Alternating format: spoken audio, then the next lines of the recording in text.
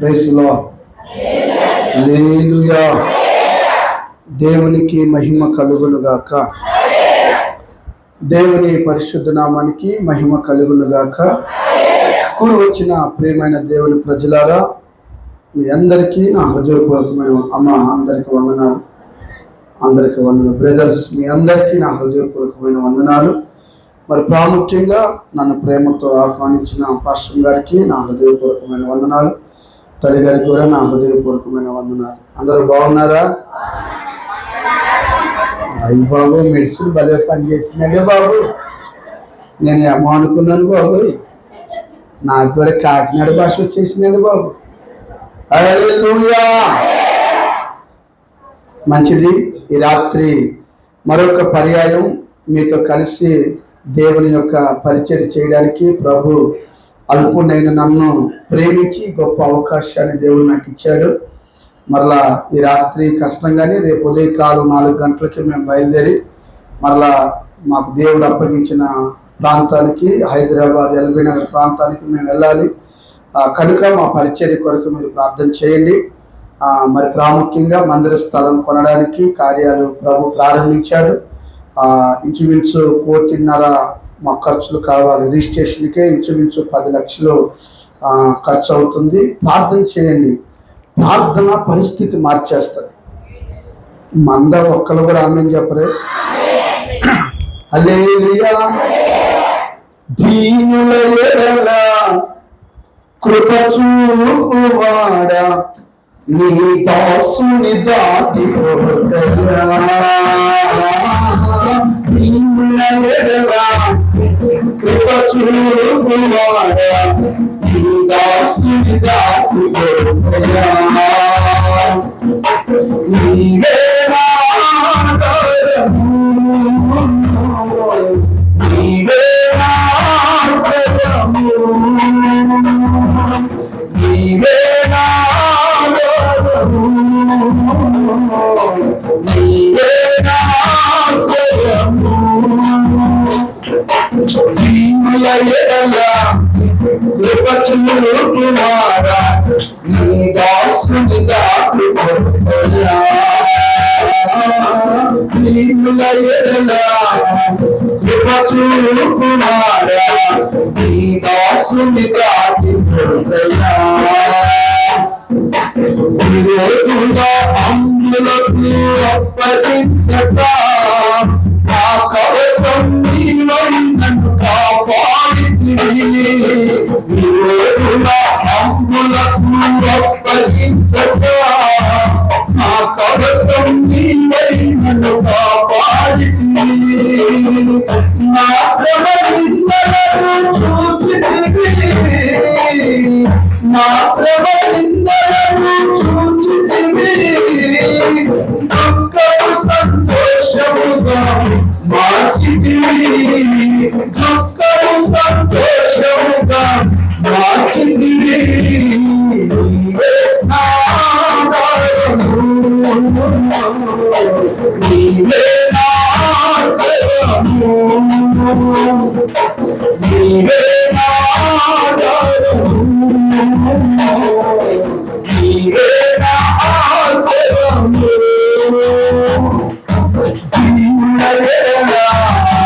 కృప చూపువాడా, నీ దాసుని దాటిపోకరా. హల్లెలూయా. యేసయ్య ఎవరిని దాటిపోడు. ఎట్లా ఉంటే దాటిపోడు? దీనులుగా ఉండాలి. దీనులుగా ఉంటే ఆయన కృప కిరీటంగా నీ మీద ఉండిపోతుంది. ఆమేన్ చెప్పరే? హల్లెలూయా. నేను చెప్పాను కదా, ప్రభు మేము ఎవరిని ఉద్దేశించి మాట్లాడమండి. ఆ వర్తమానం ద్వారా మనం సరిచేయబడితే నీవున్న ప్రాంతానికి నేను వెలుగుగా దేవుడు చేస్తాడు. అంతేగా? ఏమంటారు? హల్లెలూయా. తడువు చేయక దేవుని వాక్యంలోకి వెళ్దాం. ఈరోజు కొంచెం లేట్ అయినా పర్లేదంటారా? నేను ఇడిచిపెట్టకూడదు అనుకున్నా. మీకు సామెత తెలుసండి, పిచ్చేడు చేతుల్లో రాయకూడదు, పాస్టర్ చేతిలో మైక్ ఇవ్వకూడదు, కుర్రోడి చేతిలో బైక్ ఇవ్వకూడదు. కుర్రోడికి బైక్ ఇస్తే వాడు ఎంత స్పీడ్లో వెళ్తాడో వాడికి తెలియదు. పిచ్చోడికి రాయిస్తే ఈ ఎవరిని కొడతాడో తెలియదు. అందుకని వాడు అక్కడ ఉంటే ఇటు నుంచి పోతూ ఉంటారు. పాస్టర్కి మైక్ ఇస్తే టైం ఆగిపోతుంది. టైం చూస్తాడా? చెప్పరేంటి అమ్మా? తమ్ముళ్ళు ఒకసారి మీరు వారికి పైన ఉన్న వాళ్ళు ఒకసారి కూర్చొని పైకి ఆమెన్ చెప్పండి. ఏంట్రా నాయన నీ గొడవ అన్న వాళ్ళు కూడా ఒకసారి ఆమెన్ చెప్పండి. మరి బైబిల్ చెప్తుంది కదా, సంఘంలో 2 గుంపులు ఉంటాయి. మన ఇంట్లో కూడా 2 గుంపులు ఉంటాయి. గొర్రెలు ఉంటాయి, మేకలు ఉంటాయి. గొర్రెలు ఎవరు స్వరం వింటాయి? కాపరి అని చెప్పండి. ఆ దేవుడి తర్వాతలే. ఇప్పుడు నడిపించే సేవకుడి క్రమంలోకి నువ్వు వస్తే కదా రాకడికి సిద్ధపడే. దేవుడు వచ్చి నీతో మాట్లాడాడుగా, మరి దేవుడు వచ్చేకాడికి నన్ను ఎందుకు పిలిచారు? సేవకుడు నడిపింపులో ఉంటే నీకు ఆయన కనెక్ట్ అవుతాడు. సీఎం అని గెలవాలంటే ముందు పిఎని గెలవాలి. ఏమంటారు? ఏది మీరు అందరూ సీరియస్గా ఉన్నారు, నాకు భయం అవుతుంది. హల్లెలూయా, అవునా కాదా? చెప్పలేంటి? కనుక నేను ఈరోజు సమయాన్ని చూడదలుచుకోలేదు. ఎక్కడి నుంచో వస్తారని చెప్పారు. పాస్టర్ గారు నాకు చెప్పాడు, అయ్యా 8:50 కల్లా ఇడిచిపెట్టేయాలి అన్నాడు. నేను మనసులో అనుకున్నాను, ఈరోజు ఖచ్చితంగా 9 అవుతుంది. ఆ బస్ పోతే ఏంటి పరిస్థితి అని అడిగాను. మా వాడు చెప్తున్నాడు, మిలిగాడు, బావా భయపడకు 9:30 బస్సు ఉందన్నాడు. హల్లెలూయా. కనుక వాడు నాకు అంత ధైర్యాన్ని ఇచ్చాడు. కాబట్టి ఈరోజు 9:30 వరకు నడిపించాలని నేను అనుకుంటున్నాను. మీరేమంటారు? రేపు రామా? రేపు ఈరోజు ఎంత లేట్ అయినా పోవద్దు, రేపు రావద్దు. ఎందుకంటే రేపు నా డ్యూటీ కాదుగా. ఈరోజు మాత్రం పోవద్దు, రేపు రావద్దు. హల్లెలూయా. తడుము చేయక దేవుని వాక్యంలోకి వెళ్దాం. చదవండి. సమూయేలు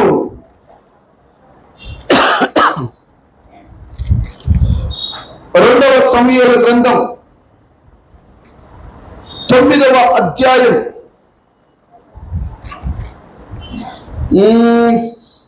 11వ వాక్య భాగమును చదువుగా విందాం.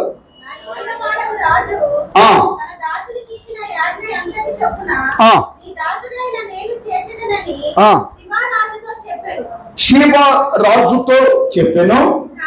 కాగా ఎవరు నాన్నది మళ్ళీ చదువు.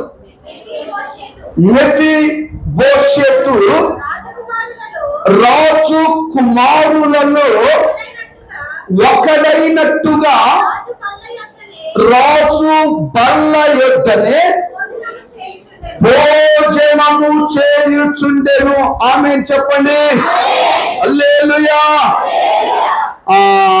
ఇంకొక మాట కూడా చదవాలి. 9వ అధ్యాయము 4వ వాక్యం.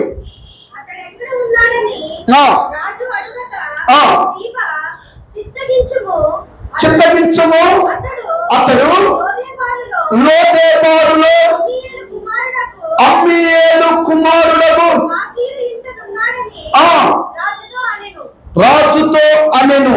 దేవునికి స్తోత్రము కలుగును గాక. హల్లెలూయా. ఇక అటు ఇటు చూడక నా వైపు చూస్తూ దేవుని మాటలు కొద్దిసేపు ఆలకించాలని ప్రభు పేరుతో నేను మీకు జ్ఞాపకం చేస్తున్నాను. నీ చరిత్ర మార్చేది సాఫ్ట్వేరు, హార్డ్వేరు, లేకపోతే నీ డబ్బు, నీ కులము ఏమి కాదు. దేవుని వాక్యము నీ చరిత్ర మారుస్తుంది. హల్లెలూయా. కనుక ఆ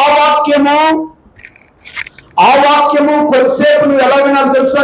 జాగ్రత్తగా వినాలి. ఎలా వినాలి? అశ్రద్ధగా పని చేయవాడు శాపగ్రస్తుడు అవుతాడు. కొంతమంది ఏ తప్పు చేయరండి, మాటంటారు అంతే, అంతా పోగొట్టుకుంటారు.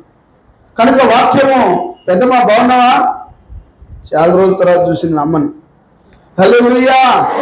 ముందు కంగారు పడింది, నన్ను ఏమని అంటున్నారేమో అనుకొని నానే ఉన్నాంది. మళ్ళీ తర్వాత నవ్వేలోకి నవ్వుతుంది. ఓ హుషారున్నారు ఇక్కడ వాళ్ళు. రైట్.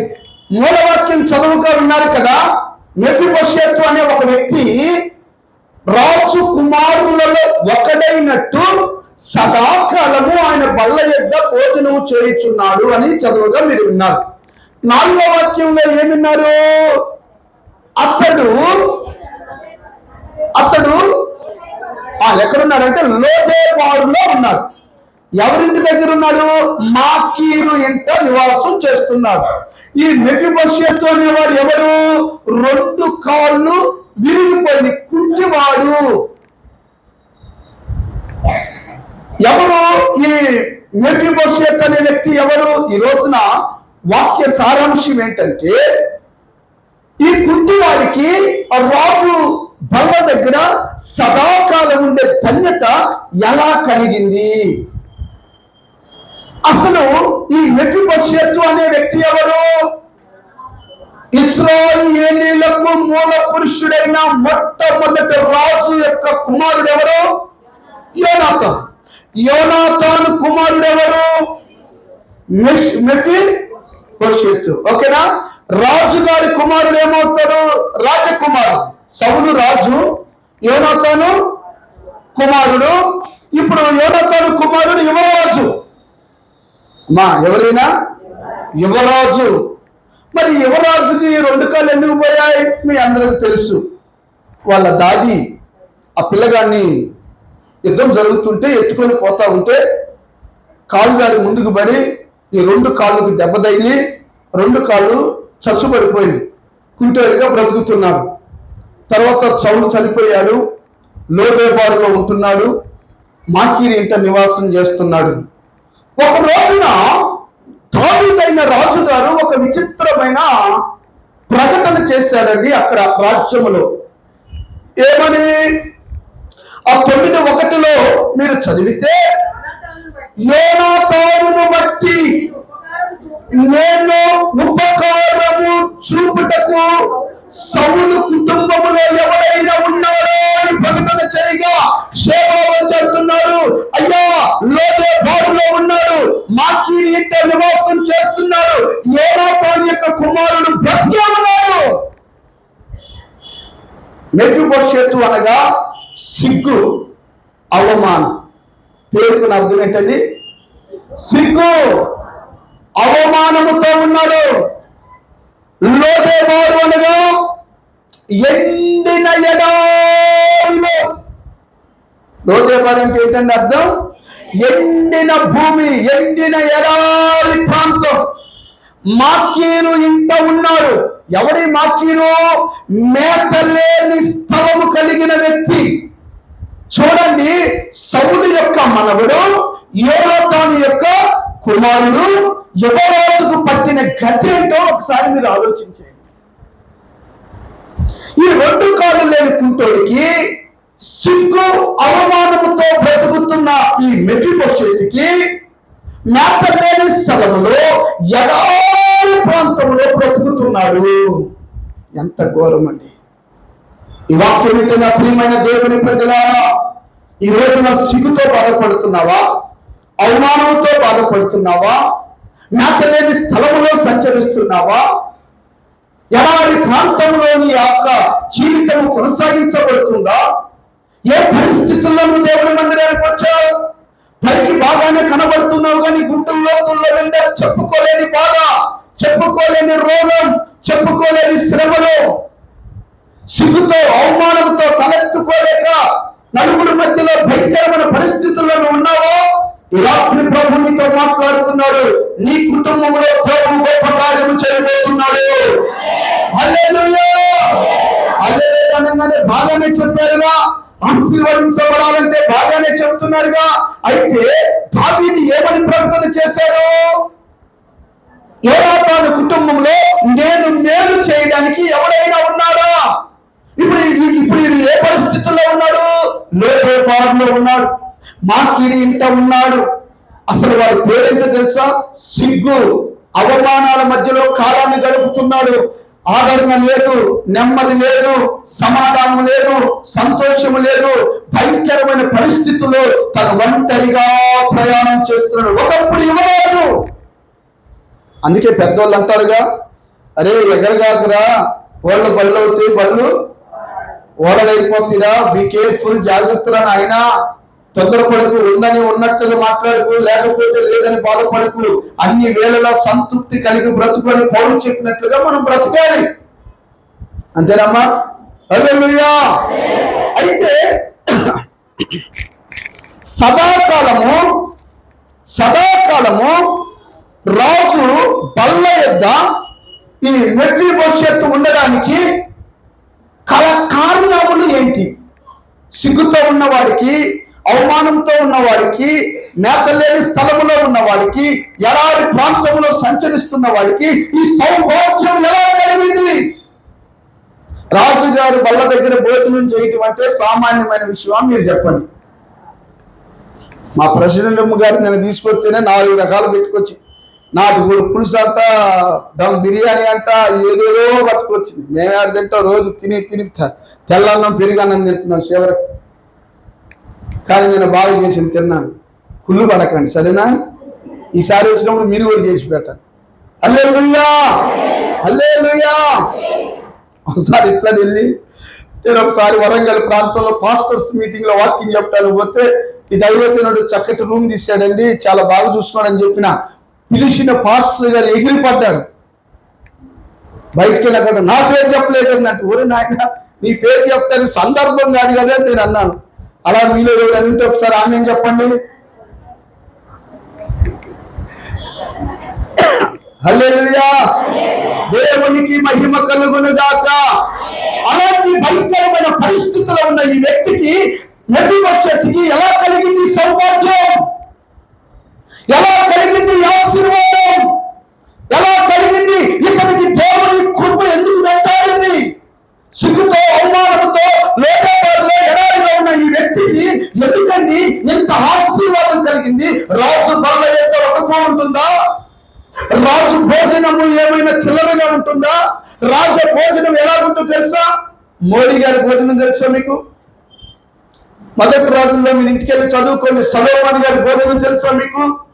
1000 ఎట్లు, 1000 లేతవి, 500 దూడలు, మామూలు కాదు, ఎన్ని వేలు, మొత్తం నేను క్యాలిక్యులేటర్ చేస్తే ఇంచుమించు 18 లక్షలు వచ్చింది ఫర్ డే, ఒక రోజుకి. రాజుకి ఇచ్చే ఘనతది. అంటే రాజుగారు ఏ భోజనం తింటున్నాడు, రాజుగారు ఏ సౌభాగ్యం అనుభవిస్తున్నాడు. ఈ సౌభాగ్యం ఎవరు అనుభవిస్తున్నారు?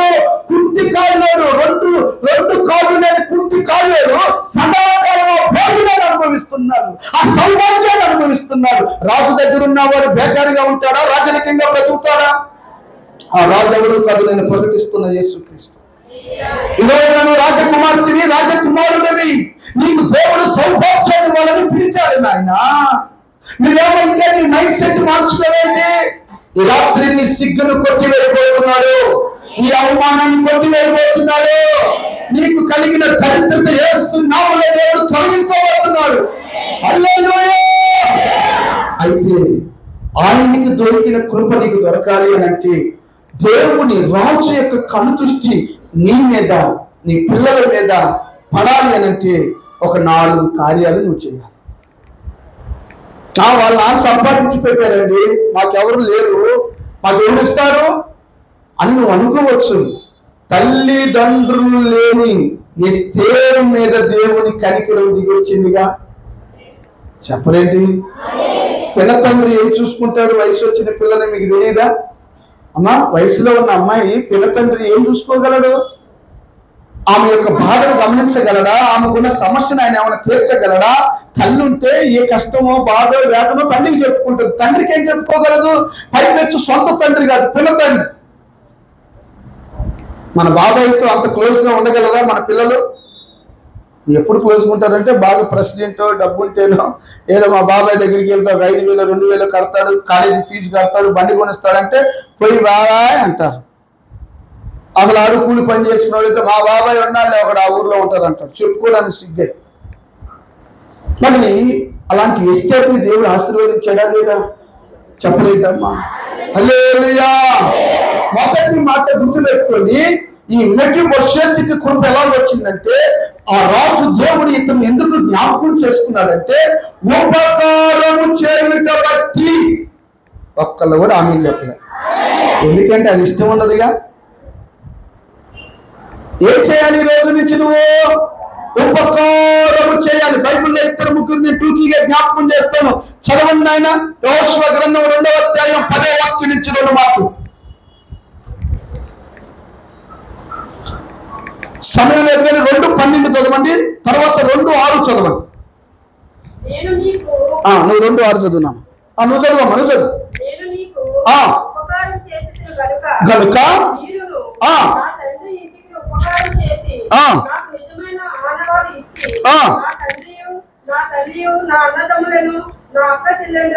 వారి కలిగి ఉన్న వారందరూ చావకుండా బ్రతకనిచ్చి రక్షించినట్లుగా దయచేసి యెహోవా తోడని ప్రమాణం చేయుడని. దేవునికి మహిమ కలుగును గాక. ఇప్పుడు ఆ మాట చదివినాడు. 2:6 చదువు. తన మిద్దె మీదికి ఆ ఇద్దరిని ఎక్కించి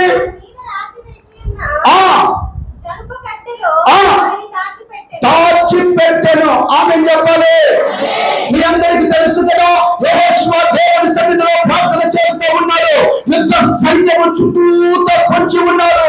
ఇది గమనించిన యెహోషువ ఏం చేశాడంటే 2 వేగుల వారిని ఆ ప్రాంతానికి పంపించాడు. రే బాబు, నేను వెళ్ళి ఆ సైన్యం ఎంత, ఆ బలం ఎంత, అక్కడున్న పరిస్థితులు ఏంటి, మనకున్న బలం ఏంటి, మన వారితో యుద్ధం చేయగలమా లేదా, ఇవన్నీ కనుక్కోండి వేగుల వారిని అక్కడికి పంపించాడు. వీళ్ళిద్దరు అక్కడికి వెళ్ళంగానే మొట్టమొదటి ఎవరింట్లో అడుగు పెట్టేవాళ్ళో తెలుసా? ఆ ఎరుకో పట్టణం పైన ఒక వేశ్య ఇల్లు లేదు. ఆమె ఎవరు చెప్పొచ్చుగా? రాహాబు అనే ఒక వేశ్య. ఎవరైనా ఆ దేశ ఇన్ఫర్మేషన్ కనుక్కోవాలంటే మొదట ఈమె కోసం అన్నట్లుగా అక్కడ అడుగు పెట్టి తర్వాత ఆమె దగ్గర నుంచి సమాచారాన్ని తీసుకునేవారు. ఇప్పుడు ఈ సేవకులు అక్కడ అడుగు పెట్టారు. నిజమైన అభిషేకించబడిన దైవజనుడు ఎక్కడ అడుగు పెడతాడో, ఏ ప్రాంతంలో ఉంటాడో ఖచ్చితంగా నేను చెప్పగలను. ఆ ప్రాంతానికి వెలుగుగా దేవుడు చేయగలడు. వెళ్ళగానే ఈ సేవకులు వెళ్ళి అలా నుంచున్నారు. ఆ ఇంటికి ఎవరు వస్తా పోతా ఉంటారు చెప్పొచ్చుగా? భర్త కాని భర్త వస్తా ఉంటాడు, బంధువులు కాని బంధువులు వచ్చుచూ పోవచ్చు ఉంటారు. ఈ లెక్కలు ఏం చేశారంటే అలా తిరిగి చూడకుండా మౌనంగా ఉన్నారు. ఈ రాహాబు గుర్తుపట్టింది. అయ్యా, మీరు ఎక్కడి నుంచి వచ్చారు? అమ్మా, పలా నుంచి వచ్చాం. ఇశ్రాయేలు దేవుడని యెహోవా మా దేవుడు. ఇక్కడ పరిస్థితులు తెలుసుకుందామని. అయ్యా, మీ దేవుడు ఎక్కినారో, కింద ఉంటుంది, సమయం లేదు కనుక నేను చదవట్లేదు. మీ దేవుడు ఎక్కినారో, ఎంత గొప్ప కార్యాలు చేశారని నేను ఎరుగుతున్నాయ్యా. ఎవరో సముద్రంలో 2 పాయలు చేశారని నేను ఎరుగుతున్నాను. ఈ విషయాలు విన్నప్పుడల్లా మా గుండెలు బద్దలైపోయాయి. మీ దేవుడు గొప్ప దేవుడు. హల్లెలూయా. అప్పుడు ఏం చేశారంటే వీళ్ళు వేగుల వారు, అమ్మా, ఈ పట్టణం అంతా దేవుడు తగలబెట్టయిపోతున్నాడు. అప్పుడు అంది, అయ్యా, నన్ను మీరు జ్ఞాపకం చేసుకోండి అయ్యా, నన్ను నా కుటుంబాన్ని జ్ఞాపకం చేసుకోండి అయ్యా. 2024 సంవత్సరాల క్రితం యేసు ప్రభువు వచ్చి ఇక్కడ మీకు చెప్పాడు, ఇదిగో ఈ భూమి అంతమైపోతుంది, వస్తానని చెప్పిన వాడు త్వరగా మేఘాల మీద రానై ఉన్నాడు. పరలోక రాజ్యానికి నువ్వు సిద్ధపడుతున్నావా? అసలు ఆ మార్గంలో ఉన్నావా? ఆ ఆలోచన నీకుందా? ఈ రోజున వాక్యం వేశ్యలు మారుతున్నారు, కానీ వాక్యం దేవుని ప్రజలు ఆ మనస్సును మానవులు కఠినమైపోయారు. వేశ్య అంటుంది, అయ్యా, నన్ను జ్ఞాపకం చేసుకో. అమ్మా, ఉట్టిగా కుదరదు. నీవు మాకు ఉపకారము చేసితివి కనుక, నీవు మాకు మేలు చేసితివి కనుక మేలు చేయాలి, ఉపకారం చేయాలి. దేవుడు నిన్ను జ్ఞాపకం చేసుకోవాలంటే ఏదో పెద్ద ఎమ్మెల్యేలాగా అసలు నేను రావడమే ఎక్కువ అన్నట్టు వచ్చావంటే ఎవరికి నష్టం? ఎవరికి నష్టం? మా అయ్యగారు చెప్పేవారు, బెదిరించకు, నువ్వు వెళ్ళిపోతే 7 వస్తారు. ఇక్కడ మోకరించి ప్రార్థన చేస్తే నా ప్రభు ఒకరిపోతే 7 వస్తారు. హల్లెలూయా. పాప నేను పోతా ఉంటే ఇదంతా తెలిసిన సత్యమే కదా, ఇవన్నీ చెప్తున్నావు కానీ మనసు మార్చుకోవట్లేదుగా. రాహాబు వేశ్య ఏం చేసిందో తెలుసా? ఏం చేయమంటారో చెప్పండి, నేను మారుతాను అంటే, ఏం లేదమ్మా, నీ దర్వాజకి ఒక ఎర్ర దారం కట్టేసుకో, నీ ఇంట్లో మీ తమ్ముల్ని అమ్మలు అందరం తీసుకొచ్చి, ఎక్కడే ఉన్నారు కదా, నీ బతుకు బాగాలేదు కదా, ఇంట్లో పెట్టుకున్నా, తీసుకొచ్చి ఇంట్లో పెట్టుకుంది. ఆ ఇంటి ఆ పట్టణం అంతా దగ్గర పడిపోయింది. కానీ చూడండి, రాహాబు వేశ్య ఇల్లు కాపాడబడింది. ఎందుకో ఉపకారము చూపుటను బట్టి. ఆ మాట ఎక్కడుందా? ఇందా చదివింటాడు 12వ వాక్యం. చూడండి, ఉపకారము చేసింది కనుక నన్ను నా కుటుంబాన్ని కాపాడు. ఈ రోజు నీ మనసు ఎలా ఉండాలి తెలుసా? ఉపకారము కలిగిన వాడు అయి ఉండాలి. మెఫీబోషెతును దేవుడు ఎందుకు జ్ఞాపకం చేసుకున్నాడు తెలుసా? దావీదు తన రాజ్యంలో ఎందుకు ప్రకటన చేశాడో తెలుసా? యోనాతాను తను దావీదు భయానకమైన పరిస్థితుల్లో ఉన్నప్పుడు, కష్టకాలంలో ఉన్నప్పుడు, సౌలు దావీదును చంపాలని తిరుగుతూ ఉన్నప్పుడు ఏం చేశాడో తెలుసా? యోనాతాను దావీదును తప్పించాడు. రేపు మా నాన్న నిన్ను చంపబోతున్నాడని అతనికి ఆలోచన ఇచ్చి వేరే పట్టణానికి తరివేశాడు. 2-3 సార్లు వీధిని విసిరాడు, తప్పించాడు. ఎన్నో సార్లు దావీదును చంపాలని తిరిగాడు. ఈ రోజున దావీదు అభిషేకించబడిన వాడే, సౌలు కూడా అభిషేకించబడిన వాడే. ఈ రోజున క్రైస్తవులు తరుగుతున్నారు కానీ, సేవకులు తరుగుతున్నారు కానీ, అసలు దేవుడు నిన్ను ఎందుకు అభిషేకించాడు? దురాత్మ అంధకార శక్తులను బంధించడానికి నిన్ను అభిషేకించాడు. సౌలు ఏం చేశాడు? దావీదును తరిగాడు. అందుకని శాపం వచ్చిందిగా, సౌలు చచ్చిపోయాడుగా. ఉపకారం చేసిన నీతిమంతుని ఎంట పెట్టుకొని వెళ్ళి వాడు చనిపోయాడుగా. కుటుంబం అంతా, రాజ్యం అంతా నాశనం అయిపోయేదిగా. సౌలుతో అంటాడు, సౌలా, నిన్ను, నీ కుటుంబాన్ని, నీ రాజ్యాన్ని, నీ వ్యాపారాన్ని తరములకు నేను స్థిరపరచాలనుకున్నాను, కానీ నీవు నా మాట వినలేదు, ఉపకారం చేయలేదు, ఒక అభిషేక్తుని చంపాలని తిరిగావు. నీ రాజ్యం ఇంతటితో కొట్టివేయబడింది. రాహాబు వేసి ఏం చేసిందండి? ఉపకారం చేసింది.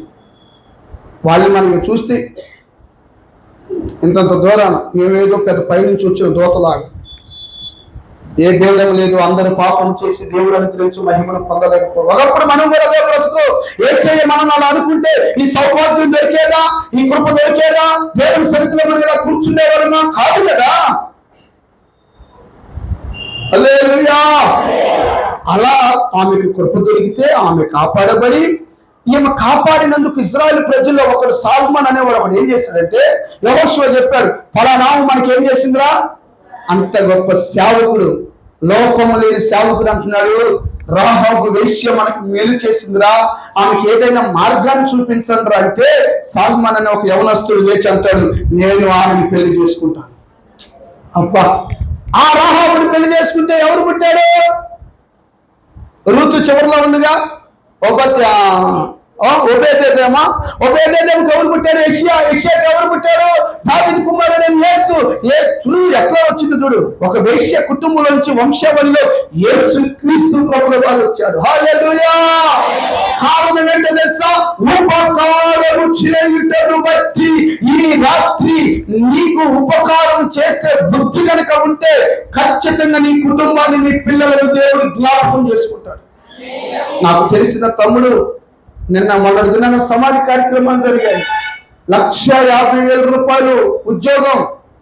అసలు ఆటోలో వాళ్ళ ఫ్రెండ్ పలకరిద్దామని ఆటోలో దిగుతూ కాలు నిలబడి యశోద హాస్పిటల్లో జాయిన్ చేస్తే వాళ్ళేంత కట్టు కట్టారు. ఈ నరానికి హార్ట్కున్న లైన్ బ్లాక్ అయిపోయి స్ట్రోక్ వచ్చి చనిపోయాడు. 39 సంవత్సరం, 40 సంవత్సరాలు. ఆ మీద 1 సంవత్సరం పెద్దాడు. 40-41 వచ్చినాయి వాడికి.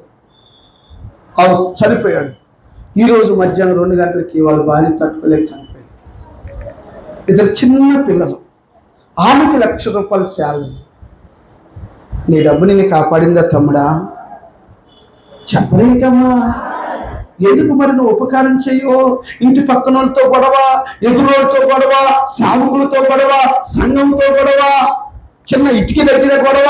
ఉపకారం చేసి నువ్వు చనిపో. ఏ పేరు రక్తము దేవునికి మొరపెట్టిందంట. ఏదో కలిలో ఈ తమ్ముడైన ఏనాడు లెక్కలో పరలోకమందున్న దేవుడు నిన్ను అడుగుతాడు. ఉపకారము చేస్తే ఖచ్చితంగా నీ కుటుంబాన్ని దేవుడు జ్ఞాపకం చేసుకుంటాడండి. ఎక్కడో సిగ్గుతో ఉన్నవాడిని, అవమానంతో ఉన్నవాడిని, లోకేవాడిగా మేత లేని స్థలంలో ఉన్నవాడిని, మాకేంటనగా మేత లేని ఒక దౌర్భాగ్య స్థితిలో ఉన్న ఈ మెఫీబోషెతు కుంటి కాలు మీద అందరూ ఇక నడిస్తే ఏమనుకుంటారు? బాగుంటుందా? ఆయన భార్య పక్కనుంటే సంతోషపడుతుందా? చెప్పరేంటమ్మా. భార్య చక్కగా నడుస్తుంటే ఆయన ఇట్టా నడుస్తుంటే ఎట్లా ఉంటుంది? అప్పుడే ఇద్దరు ముగ్గురు నవ్వుకున్నారు. ఖచ్చితంగా నవ్వుతారు. పైకి ఏరా బాగున్నావా? కోతి బుద్ధి కదా మంది, ఖచ్చితంగా అంటారు. అనరమ్మా? సరే, మనకంటే సంస్కారం ఉంది, చిన్నపిల్లలకి ఏం తెలుసు అంటారా లేదా? అలాంటి సిగ్గు అవమానంతో రోగపాటు మేకలేని ఉన్న స్థలంలో ఉన్న వ్యక్తికి ఎలా కలిగింది బాబు ఇంత సౌభాగ్యం? వాళ్ళ తండ్రి యోనాతాను దావీదుకి ఉపకారము చేశాడు. చెప్పట్లా?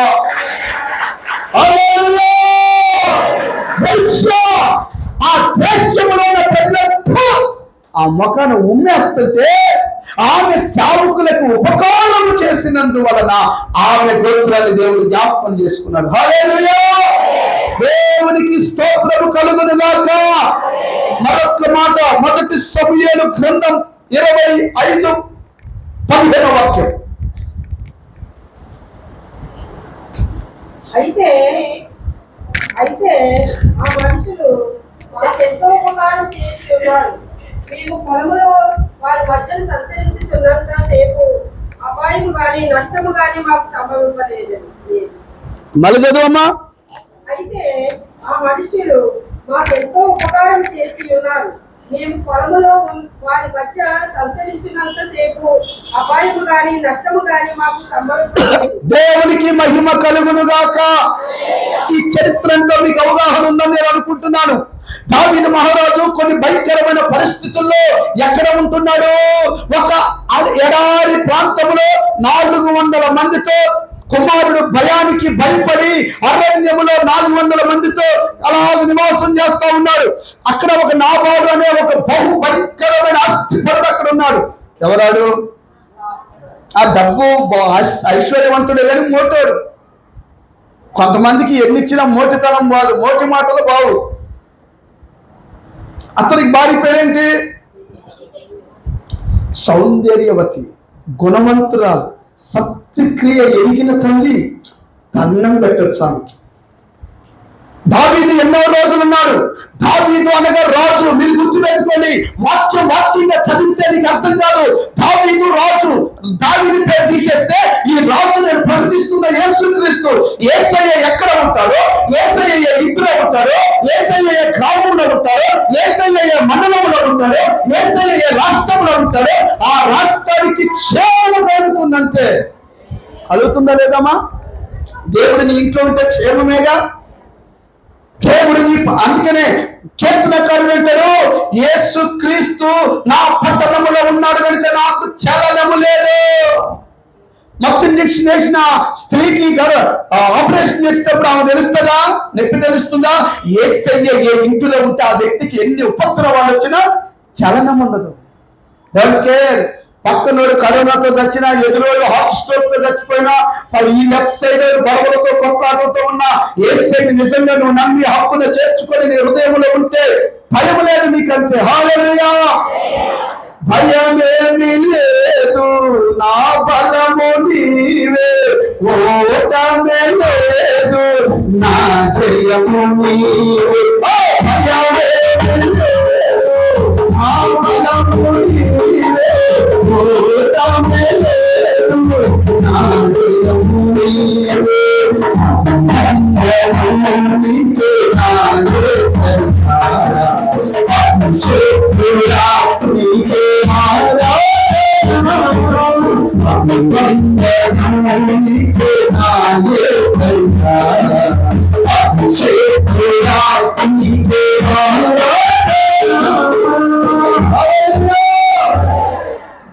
భయం ఉంటుందా మనకి? యేసయ్య అంటే నీకు ఒక 10,000 రూపాయల క్యాష్, 6 కట్టల బియ్యం ఉంటేనే నువ్వు ఎన్ని తలచినా. ఎందుకంటే నీకు భయం లేదు. ఈ రొట్టెల్లో ఇంట్లో బియ్యం ఒకటి 10,000 డబ్బులు ఉంది. నీకే ఆ ధీమా ఉంటే, యేసయ్య ఉంటే ఆ పట్టణానికి చలనమే ఉండదండి. అభిప్రాయాలు ఏం చేసిందో తెలుసా? ఈ మోటువాడు ఉన్నాడే, రోజు ఏం జరిగిందో తెలుసా? మన వైపు చూడాలి. అక్కడ బహు ఆస్తిపరుడు కదా, గొర్రెలు, మేకలు, ఎడ్లు, పోతులు ఇవన్నీ కొన్ని వేల సంఖ్యలో ఉండేవి. రోజు ఏం జరిగేది తెలుసా? 10 గొర్రెలు చనిపోయాయి, 10 పోతులు చనిపోయాయి, 10 మేకలు చనిపోయాయి. పని వాళ్ళు ఒకరిలో ఇద్దరు సింహం వచ్చి పనులను కూడా చంపేసేది. దావీదు ఎప్పుడైతే అక్కడ అడుగు పెట్టాడో ఆ పనోడు చెప్తున్నాడు సాక్ష్యం, చూడండి అక్కడ 15వ అధ్యాయంలో. అయ్యా అమ్మా చాలమ్మా చాలు, రైట్. దావీదు అక్కడ ఉన్నంత సేపు అపాయము గాని నష్టము గాని సంభవించలేదు. సంభవించిందా? దేవుడు నీ కుటుంబంలో ఉంటే నీకు క్షేమం కలుగుతుంది. ఆ చేతులెత్తి మిమ్మల్ని దీవిస్తున్నాను దేవుడి ప్రజలారా, జాగ్రత్తగా మీరు ఆలకించండి. మీ గుండెల్లో ఉపకారం చేసే మనస్సు కనుక నీకుంటే ఖచ్చితంగా నా దేవుడు నీ కుటుంబాన్ని దీవించబోతున్నాడు. హల్లెలూయా, అలా జరుగును గాక. ఒకరోజు దావీదుకి ఆకలైంది, కబురు పెట్టాడు. నా బలు పనుడు చెప్తాడు, అయ్యా అయ్యా దావీదు గారికి ఆకలి అవుతుందంట, కొంచెం భోజనం అను, కొంచెం మాంసం, కొంచెం అరటి గెలలు తెమ్మని చెప్పి. ఎవరాడు? దావీదు ఎవడో నాకు తెలియదు. మందిరానికి కానుక ఎందుకు ఇవ్వాలి? సందా ఎందుకు ఇవ్వాలి? దర్శనం ఎందుకు ఇవ్వాలి? నాకేం సంబంధం? అసలు దావీదు ఎవడో నాకు కృతజ్ఞత కుక్క వీడు. ఈ విషయాన్ని మెల్లిగా ఏం చేశాడో తెలుసా? ఈ పనివాడి వెళ్ళి ఈ విషయాన్ని మొత్తం మీద దావీదు తెలిసింది. దావీదు కత్తి తీసుకొని యుద్ధానికి బయలుదేరాడు, నాబాలు కుటుంబాన్ని నాశనం చేయడానికి. ఇక గుర్రాలు రథాలు తీస్తుంటే ఒక పనివాడు పరిగేసుకుంటూ వచ్చి అభిగాయాలు తట్టాడు. అమ్మగారు అమ్మగారు అమ్మగారు, ఏమైందిరా కంగారు పడుతున్నావేంటి? మన మంద దగ్గర దావీదు అనే వ్యక్తి ఉన్నాడు కదా, అతను ఉన్నంత కాలం అపాయం జరగలేదు, అతను ఉన్నంత కాలం మనకి కీడు జరగలేదు, అతను ఉన్నంత కాలం ఒక పనివాడు కూడా చనిపోలేదు, అతను ఉన్నంత కాలం మన మందకి క్షేమము కలిగింది. అతను ఒక ముద్ద అన్నం అడిగితే ఈ ఓటోడు ఉన్నాడే, ఈ పనికి మారిన వాడు ఉన్నాడే, రాజు ఎవడో నాకు తెలియదు అన్నాడు, దావీదు ఎవడో నాకు తెలియదు అన్నాడు అనగానే మరి ఏం జరిగిందిరా? కత్తి కఠారాలతో బయలుదేరాడు దావీదు సైన్యం అనగానే ఈ ఆడ మనిషి ఏం చేసింది తెలుసా? అందుకనే సామెతలు 14 జ్ఞానవంతురాలు నన్ను మీరు కింద చూడకండి, అమ్మా నన్ను చూడండి, మీరు కింద చూడకండి, ఏమద్దు వాక్యాలు చదువుతారు, వాళ్ళు ఇద్దరే చూస్తారు, మీరు నా వైపు చూడండి. హల్లెలూయా హల్లెలూయా. దావీదు ఇలాగా బయలుదేరి వస్తున్నాడమ్మా అనగానే ఏమేం చేసిందంటే త్వరగా రొట్టెలు చేసుకొని, చూడండి శ్రమపడే అనుభవం ఉండాలి, స్త్రీకి జ్ఞానం కలిగి ఉండాలి. నువ్వు ఏదో పెద్ద మీ ఆయన వచ్చినప్పుడు స్తోత్రమయ్యా స్తోత్రమయ్యా అని ప్రార్థన చేసుకుంటా ఉన్నావు అనుకో, ఆడేదో లోకం అంతా తిరిగి వస్తాడు, నీవే 4 గోడల మధ్యలో ఉంటావు. వాడు ఆంటీని చూస్తాడు, వాళ్ళని చూస్తాడు, వీళ్ళని చూస్తాడు, పిల్లల్ని చూస్తాడు, పోలిని చూస్తాడు, శ్రమలు చూస్తాడు, కష్టాలు చూస్తాడు. వాడేదో అలసిపోయి ఇంటికి వస్తాడు. వచ్చినాక నువ్వేం చేయాలి? కాస్త వేడి నీళ్ళు కాసి మావయ్య బావయ్య అని నీళ్లు పెట్టి కాస్త అన్నం పెడితే నా భార్య మంచిది అనుకుంటాడు. ఆయన వచ్చినప్పుడే నువ్వు మోకాలి మీద ఉండి ప్రార్థన చేస్తున్నావు అనుకో, ఇంక అప్పుడు ఎట్లుంటది? నీళ్ళు పెట్టు అంటాడు, పెట్టవచ్చుగా నాయగారు పెట్టుకోవచ్చుగా. పాప ఈ పిచ్చిని మంచిదే, ఏమో మంచిదే, కానీ మా ఆయనే కదా అనుకుంటుంది. ఈడు నా భార్య అనుకుంటాడు, కానీ ఇది అలసిపోయి వచ్చాడు కదా, బాల్కనీలోకి వెళ్ళి కూర్చుంటారు ఇట్లా ఇసుగు పుట్టి. ఈ ప్రార్థన ఎప్పుడు పక్కన ఆంటీ శుభ్రంగా రెడీ అయ్యి అనుకుంటాడు. మళ్ళీ రోజు ప్రార్థనే కదా, మళ్ళీ వచ్చాడు ఒక రోజు కాదు, 2వ రోజు 3వ రోజు మెల్లిగా ఆంటీని తీసుకుని ఎటు వెళ్ళిపోతాడు. అనుకుంటూ వస్తుంది పాస్టర్ గారు, అమ్మ ఏమైంది తల్లి? మా ఆయన పక్కింటి శాంతముతో.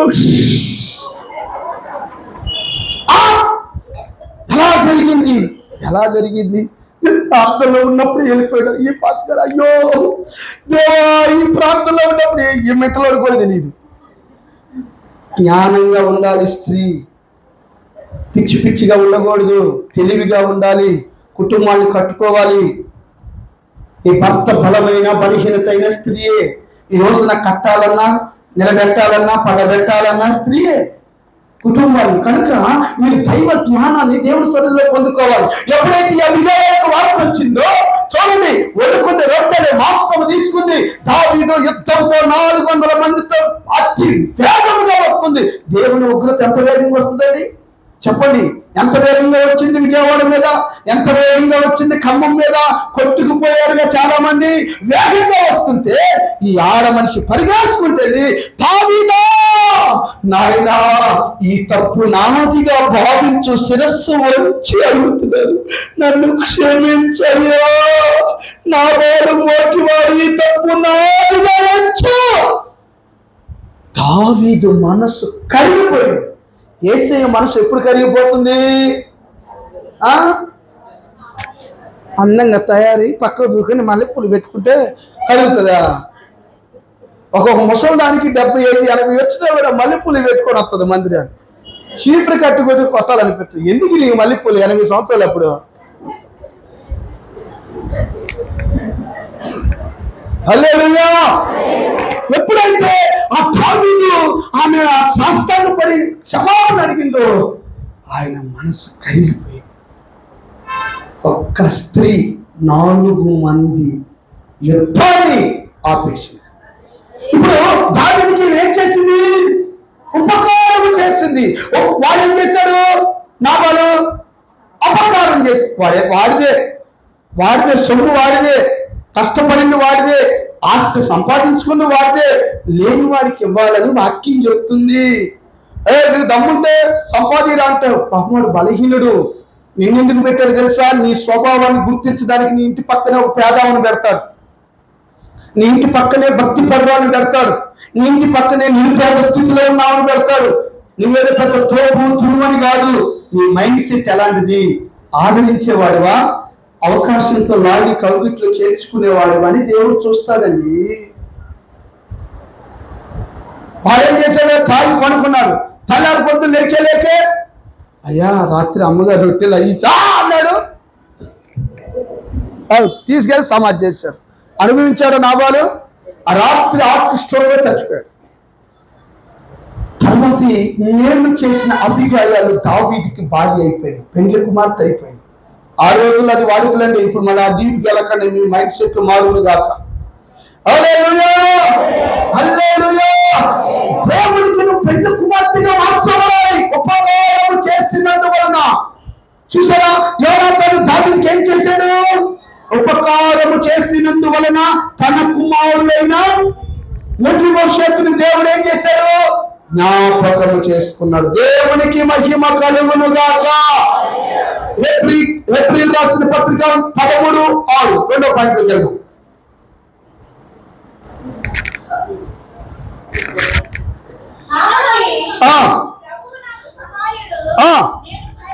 కాదు రాంగు చదువుతున్నారు.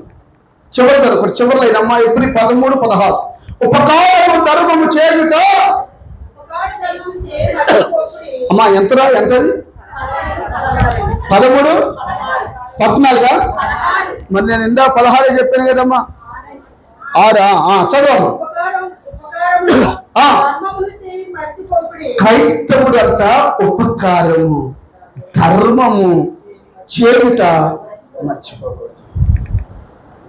ఈ ఉపకారము ధర్మము చేస్తే ఖచ్చితంగా నీవు చేసిన ప్రతి రూపాయి దేవుడు తన గుడ్డులో దాచి నీ పిల్లల మీదకి దీవెనను పంపిస్తాడు. నీకేం తెలియాలి ఘనత? మేతలేని స్థలంలో బతికే నీకేం తెలియాలి ఘనత? 2 కాళ్ళు లేని పుట్టోడికి ఏంటయ్యా సదాకాలం రాజు దగ్గర కూర్చునే ఘనత?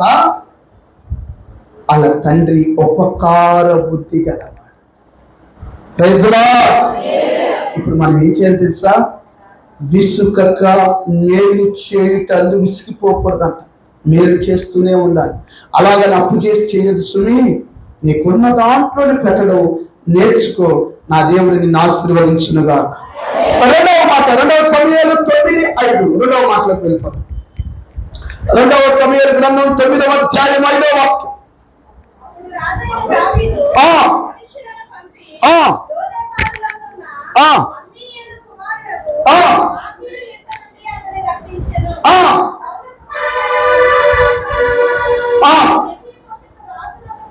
వచ్చి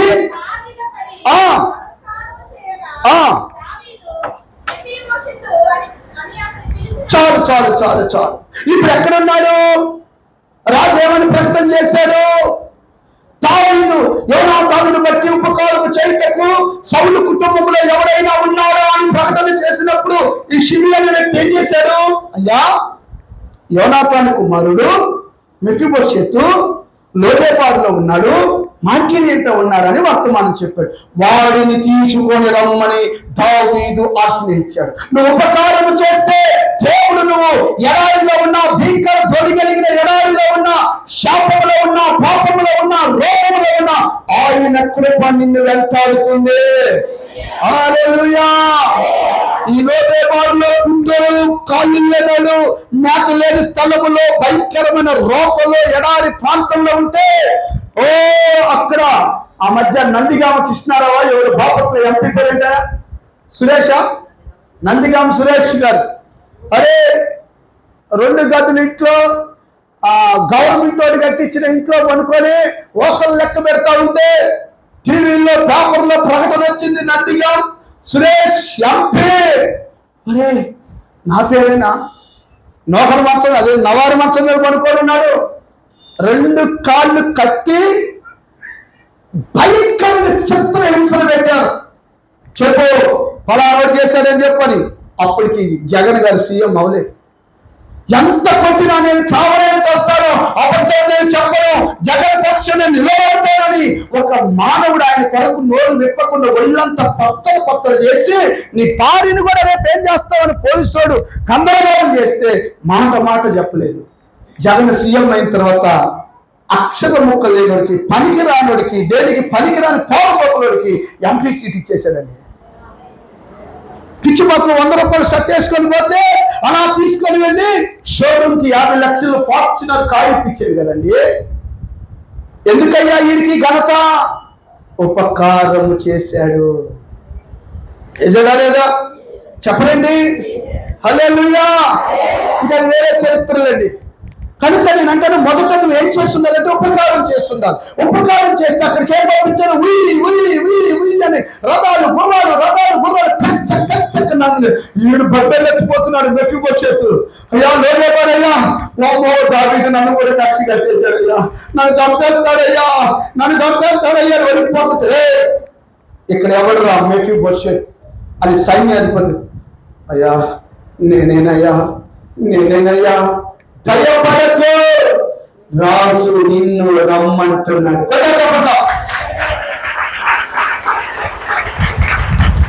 చూడండి, దావీదు మహారాజు ఎక్కిన రథము 2వ రథం పంపించి మెఫీబోషెతు ఎక్కితే సిగ్గు, అవమానం, నింద, వేదన, దుఃఖంతో కలిగిన వాడు ఆ ఊరు వారు ప్రజలందరూ టచ్చక వెళ్తుంటే, ఓ ప్రజలందరూ ఆశ్చర్యపోయి ఇతనికి ఎంత ఘనత ఎట్ట కలిగను, రాజుగారు కప్పులు పెట్టాడట, ఇన్నాళ్ళు పనికి మాల్లో అనుకున్నా, ఇంత పేరుందా ఇతనికి అనుకుంటున్నారు. అక్కడికి వెళ్ళిపోయాడు. 2వ పాయింట్ ఏంటో తెలుసా? రాజుగారు పిలవమనగా మాట విని లోబడ్డాడు. నువ్వు అన్నీ చేస్తావు, ఈరోజు నేనే మొత్తం అంటావు, మాటకి లోబడ. మెఫీబోషెతు ఏం చేశాడు? మాటకు లోబడ్డాడా లేదా? 2వ మాట, ఉపకారం చేసిన నీవు దేవుని మాటకు లోబడుదువుగాక. హల్లెలూయా, హల్లెలూయా. మన ఈ దేశంలో అన్వేషణలో ఉన్నాడు ఒక యవనస్తుడు. తమిళనాడు వింటున్నారా? అన్ని ఆచారాల మధ్యలో బొమ్మలు, ఇప్పుడంతా బొమ్మలు గింగర తిరుగుతున్నాయిగా. బొమ్మలు అమ్ముకున్న, బొమ్మలు చేసుకుని అమ్మేవారు అబ్రహాం గారు. ఒకరోజు వినండి, బొమ్మలు అమ్ముకునేవారు. తెరాహు కుటుంబం అంతా బొమ్మలు అమ్ముకునేవారు. ఈ విరాకులు అవి బొమ్మలు చేసి అమ్మేవారు. బొమ్మలు చిన్న బొమ్మ, పెద్ద బొమ్మ, పెద్ద బొమ్మ వరుసగా పేర్చి అమ్ముతా ఉండేవారు. తెరాహు మధ్యాహ్నం 1 గంటకి ప్రజలు చదువుతున్నారు, బాబు పెద్ద దేవుడు ఎంత, చిన్న దేవుడు ఎంత, బుల్లి దేవుడు ఎంత, ఆ దేవుడు ఎంత? బాబు పెద్ద దేవుడు ఎంత, చిన్న దేవుడు అని చెప్తున్నాం. నవ్వుతున్నారు. నిజం, బిబ్లికల్ గా చరిత్ర చదివితే అర్థమవుతుంది. ఈ అబ్రహాంకి ఏం కలిగిందంటే, ఇదేంట్రా మా డాడీ మట్టి దొక్కేటప్పుడేమో మట్టిని దొక్కురా, ఆ బొమ్మ ఇటు పెట్టురా, ఈ బొమ్మ అటు పెట్టురా, ఆ బొమ్మని ఇటు పెట్టురా అంటున్నాడు. పబ్లిక్ వచ్చినప్పుడేమో పెద్ద దేవుడు అంటున్నాడు, చిన్న దేవుడు అంటున్నాడు. అసలు దేవుడు అనేవాడు ఉన్నాడా? ఈ యవనస్తుల్లో ఏం కలిగింది? ఒక ఆలోచన బయలుదేరింది.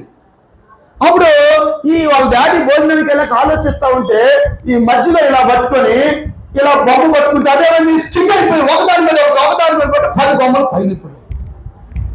తరాహం ఫోన్ చేసుకుని వచ్చి, రే పెద్దరా అబ్రహాం, ఏంట్రా ఈ దేవుళ్ళన్నీ ఏంటి ఎట్లా పడిపోయి?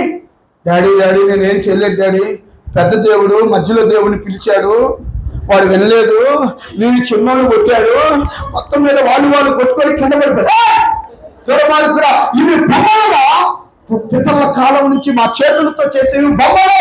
మాట్లాడు, నాకు అబద్ధం చెప్తున్నావేంట్రా, పిచ్చి పిచ్చి వేషాలుగా ఉందన్నాడు. అనుకున్నాడు, ఇంటికి వెళ్ళాడు, డాబా పైకి ఎక్కాడు, అన్వేషిస్తున్నాడు. దేవుడు అనేవాడు ఉంటే నాకు కనబడాలి, దేవుడు అనేవాడు ఉంటే నాకు కనబడాలి, దేవుడు అనేవాడు ఉంటే నాకు కనబడాలి. ఆ రోజుల్లో దేవుడు వాకు అడుగు కదా.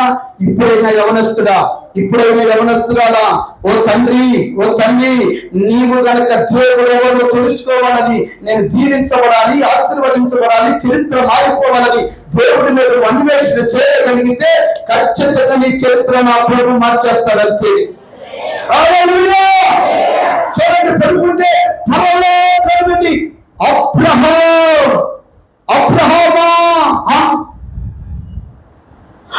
డాడీ మమ్మ లేదు, మా నాన్న లేరు, ఎవరు లేరు, ఒక్కడనే ఉన్నా, దేవుడుంటే నాకు కనబడాలి. అబ్రహామా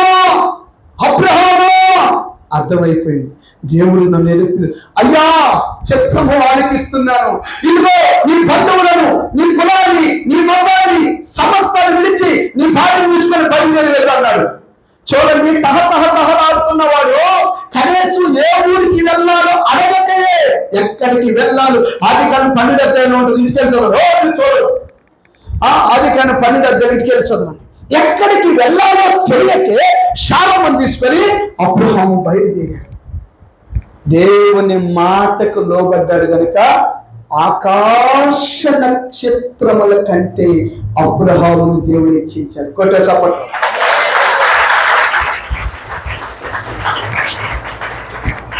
హల్లెలూయా.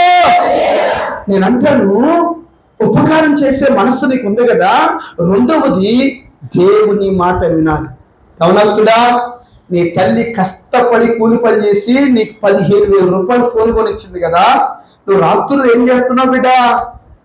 యవనస్తురాలా, నీ తల్లికి తెలియదు అనుకుంటున్నావా నీ సింగారాలు? నువ్వు చేసే చాటింగ్లు, ఫేస్బుక్, వాట్సాప్, ఇన్స్టాగ్రామ్ లో వాడే ఆటలు పాటలు నీ తల్లిదండ్రులు అమాయకులు కావచ్చు. నీ పక్కనే ఉండి నీ బతుకంతా చూస్తున్న దేవుడు పరలోకమందు ఉన్నాడు. జాగ్రత్త. 4 గోడల మధ్యలో నన్ను ఎవరో చూడలేదనుకుంటున్నావా? ప్రకటన గ్రంథంలో చెప్పకనే వాక్యం చెబుతుంది, ఈ గోడలో, ఇటుకలో, ఈ ఫ్యాను, ఈ స్త్రీలో, ఈ బలిపీఠము, ఈ మైకు ఒక దినమున దేవుని ఎదుట సాక్ష్యం చెప్తాయని. అందుకని మనుషులకు కాదు, మొదట నువ్వు దేవునికి భయపడాలి. దేవుని మాట వినాలి, సేవకుడి మాట వినాలి, సంఘములు ప్రతి ఒక్కరూ లోబడాలి. నువ్వు వింటున్నావా? నీ భార్య మాట వింటున్నావా? నీ భర్త మాట వింటున్నావా? నీ పిల్లలు నీ మాట వింటున్నారా? నువ్వు పెద్దవాళ్ళకి గౌరవిస్తున్నావా? ఎవరికైనా ఈ క్రమాలు పద్ధతులు ఉన్నాయా? వీడు 50,000 ఉద్యోగం సంపాదిస్తే నీ తెలియదు ఊరుకో డాడీ, నేను చూసుకుంటాగా. ఏందిరా నువ్వు చూసుకునేది? ఏం చూసుకుంటావు? ఈ రోజున ఏదో కొత్త టెక్నాలజీ, ఐఫోన్ కొని, ఒక కారు కొని, ఒక ఇల్లు కొనేలేకుండా పెద్ద తోపు తురువు అయిపోయావా? నువ్వు జిల్లా కలెక్టర్ అయినా రే అని పిలిచి దమ్మున్న వ్యక్తి ఎవరంటే నీ తండ్రి. నువ్వు అందరినీ సారనొచ్చు, నీ తండ్రి రే ఇట్లా అంటాడు. ఎందుకంటే ఆయన నిన్ను కన్నాడు కాబట్టి, నీ తండ్రి కాబట్టి. అమ్మా అర్థమవుతుందా? పాటలు పాడు, పిచ్చి పాటలు అన్నది బైబిల్లో. పిచ్చి పాటలు ఎన్ని పాడితే ఉపయోగం లేదు. పిచ్చి తిండి అంత తింటే ఉపయోగం లేదు. నిద్ర వస్తుంది, మొత్తం వస్తుంది, దరిద్రం వస్తుంది. ప్రార్థన చేయి, దేవుని మాటకు లోబడు, నీ చరిత్ర మారిపోతుంది అంతే. చూసావా? ఇప్పుడు తక్కువ చెప్పాను, చెప్పొచ్చు కదా. కుడిచే పైకెత్తి ఒక చేయి ఎత్తేది రాజకీయ నాయకులు, రెండు చేతులు ఎత్తేది ప్రార్థనా పరులు.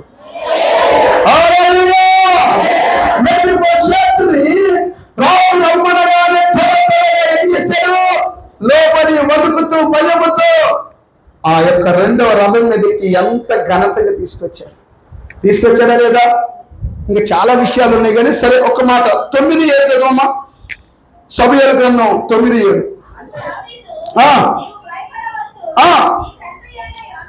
చూడండి, మాటకు లోబడితే దేవుడు ఏమంటాడు? భయపడకు, నీ తండ్రి అయిన సౌలు భూమి ఆస్తి అంతా తిరిగి నేను నీకు ఇచ్చేస్తాను. మాట వింటే దేవుడు నీకు ఇస్తాడే కూడా చెప్పండి. అమ్మా ఆ మాట ఉందా తల్లి? చదువునానా ఒకసారి.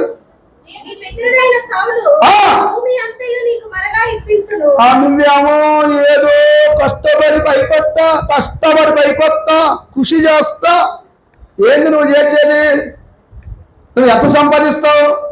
మీరు యూట్యూబ్ కానీ ఇంటర్నేషనల్ వైజ్గా కానీ మీరు గమనించండి. కూలి పని చేసుకునేవాడు, మిడిల్ క్లాస్ చదివినవాడు, చిన్న చిన్న ఉద్యోగాలు చేసేవాడు చనిపోయే సంఖ్య తక్కువ. ఈ సాఫ్ట్వేర్లు, బాగా డబ్బు ఉన్నవాళ్ళు, వ్యాపారవేత్తలు, హత్య ఉరి పెట్టుకొని సచ్చే వాళ్ళు ఎక్కువ సంఖ్య.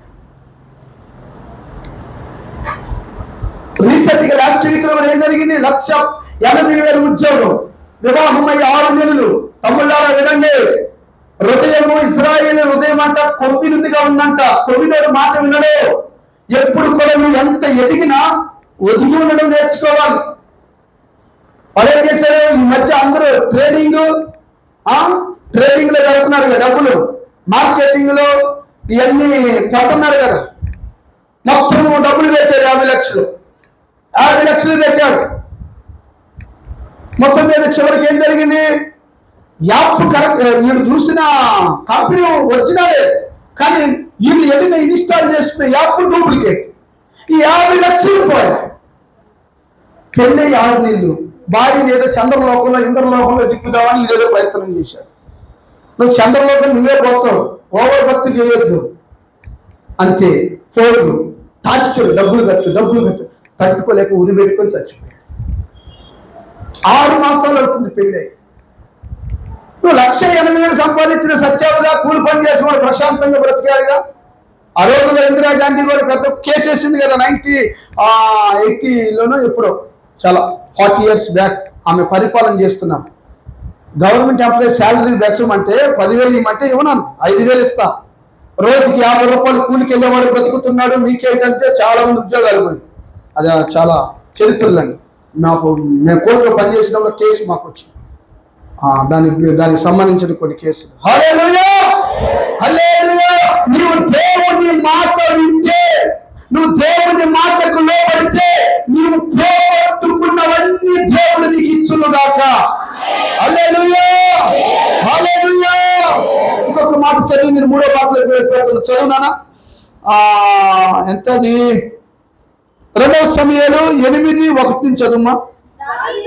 సారీ రాజులు 2వ రాజులు 8:1 నుంచి. ఒకనాడు ఎలీషా బ్రతికించిన బిడ్డకు తల్లి అయిన ఆమెను పిలిచి, యెహోవా క్షామకాలము రప్పింపబోతున్నాడు. సరే, ఇంకా అది మీరు నోట్ చేసుకోండి, మీరు ఇంటికి వెళ్ళి చదవండి. అక్కడ దేవుడు ఏం చెప్పాడంటే, సావుకుడు ఏం చెప్పాడంటే, అమ్మా క్షామకాలం రాబోతుంది, నువ్వేం చేస్తావు తెలుసా? నీ 2 ఎకరాల పొలము అట్లా విడిచిపెట్టి, ప్రస్తుతం నువ్వు ఎక్కడ బ్రతుకుతావో, నీకు ఎక్కడ క్షేమం ఉంటుందో అక్కడికి వెళ్ళిపో అన్నాడు. వెళ్ళిపోయింది. దైవజనుడు మాట వెళ్ళిపోయింది. 5 సంవత్సరాలకు 4 సంవత్సరాలకు కరువు వచ్చేసింది. అంత అయిపోయింది. కరువు తిరిగిపోయి మళ్ళీ యథావిధిగా క్షేమంగా ఊరుంది. ఆ మరలా తిరిగి వచ్చేలకి ఆమె పంట భూములంతా ఒకరు ఆక్యుపై చేసుకుని ఉన్నాడు. తిన్నగా దేవుని దగ్గరికి వెళ్ళి, సేవకుడి దగ్గరికి వెళ్ళి, అయ్యా నీ మాట ప్రకారం నేను ఆ దేశానికి వెళ్ళాను, వచ్చేలకి ఇదంతా తీసేసుకున్నారంటే, వెంటనే రాజుగారు భటులను పంపించి పోగొట్టుకున్న ఆస్తి అప్పటి నుంచి ఇప్పటి వరకు ఎంత పంట పండిందో ఆ పంట అంతా ఆమె చేతికి అప్పగించాను. కూడా చెప్పండి, నువ్వు ఎప్పుడు సంపాదిగా, ఎంత కష్టపడి 1 లక్ష రూపాయలు సంపాదిగా, దేవుడు ఇవ్వాలని దరిద్రం తిరాలా. పక్కింటి వాడికి గొడవ ఒక ఇంటికి దగ్గరే ఈడేదో పెద్ద మనిషి అయినట్టు రేపు పెళ్లి కాగానే కొడుకే ఎగిరి తలుతున్నాయి. ఆ ఇంటికి దగ్గర నువ్వు అందరితో గొడవలు పెట్టుకుంటావు, నువ్వు చదివితే ఎవడు రచ్చు దరిద్రం పోయిందంటావు. అవునా కదా? దేవుని మాట వింటే నీ కుటుంబంలో గొప్ప క్షేమము కాదు, క్షేమం అంటే కరువు, క్షేమం అంటే కాపుదల కలుగుతుంది. మూడో మాట చదువున్నాను, త్వరగా 9:8 రెండవ సమయం 9వ అధ్యాయం 8వ వాక్యం.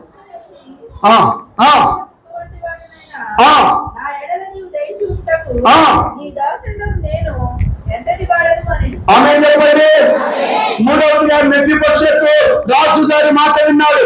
తండ్రి ఉపకారం చేయటం వల్ల కుమారుడికి కృప దొరికింది. పిలిచినప్పుడు వచ్చాడు. వచ్చిన తర్వాత రాజు దగ్గర ఎట్టుంటున్నాడు? అమ్మ, చచ్చిన కుక్క వంటి వాడనైనా నా మీద ఎందుకయ్యా నీకింత ప్రేమ?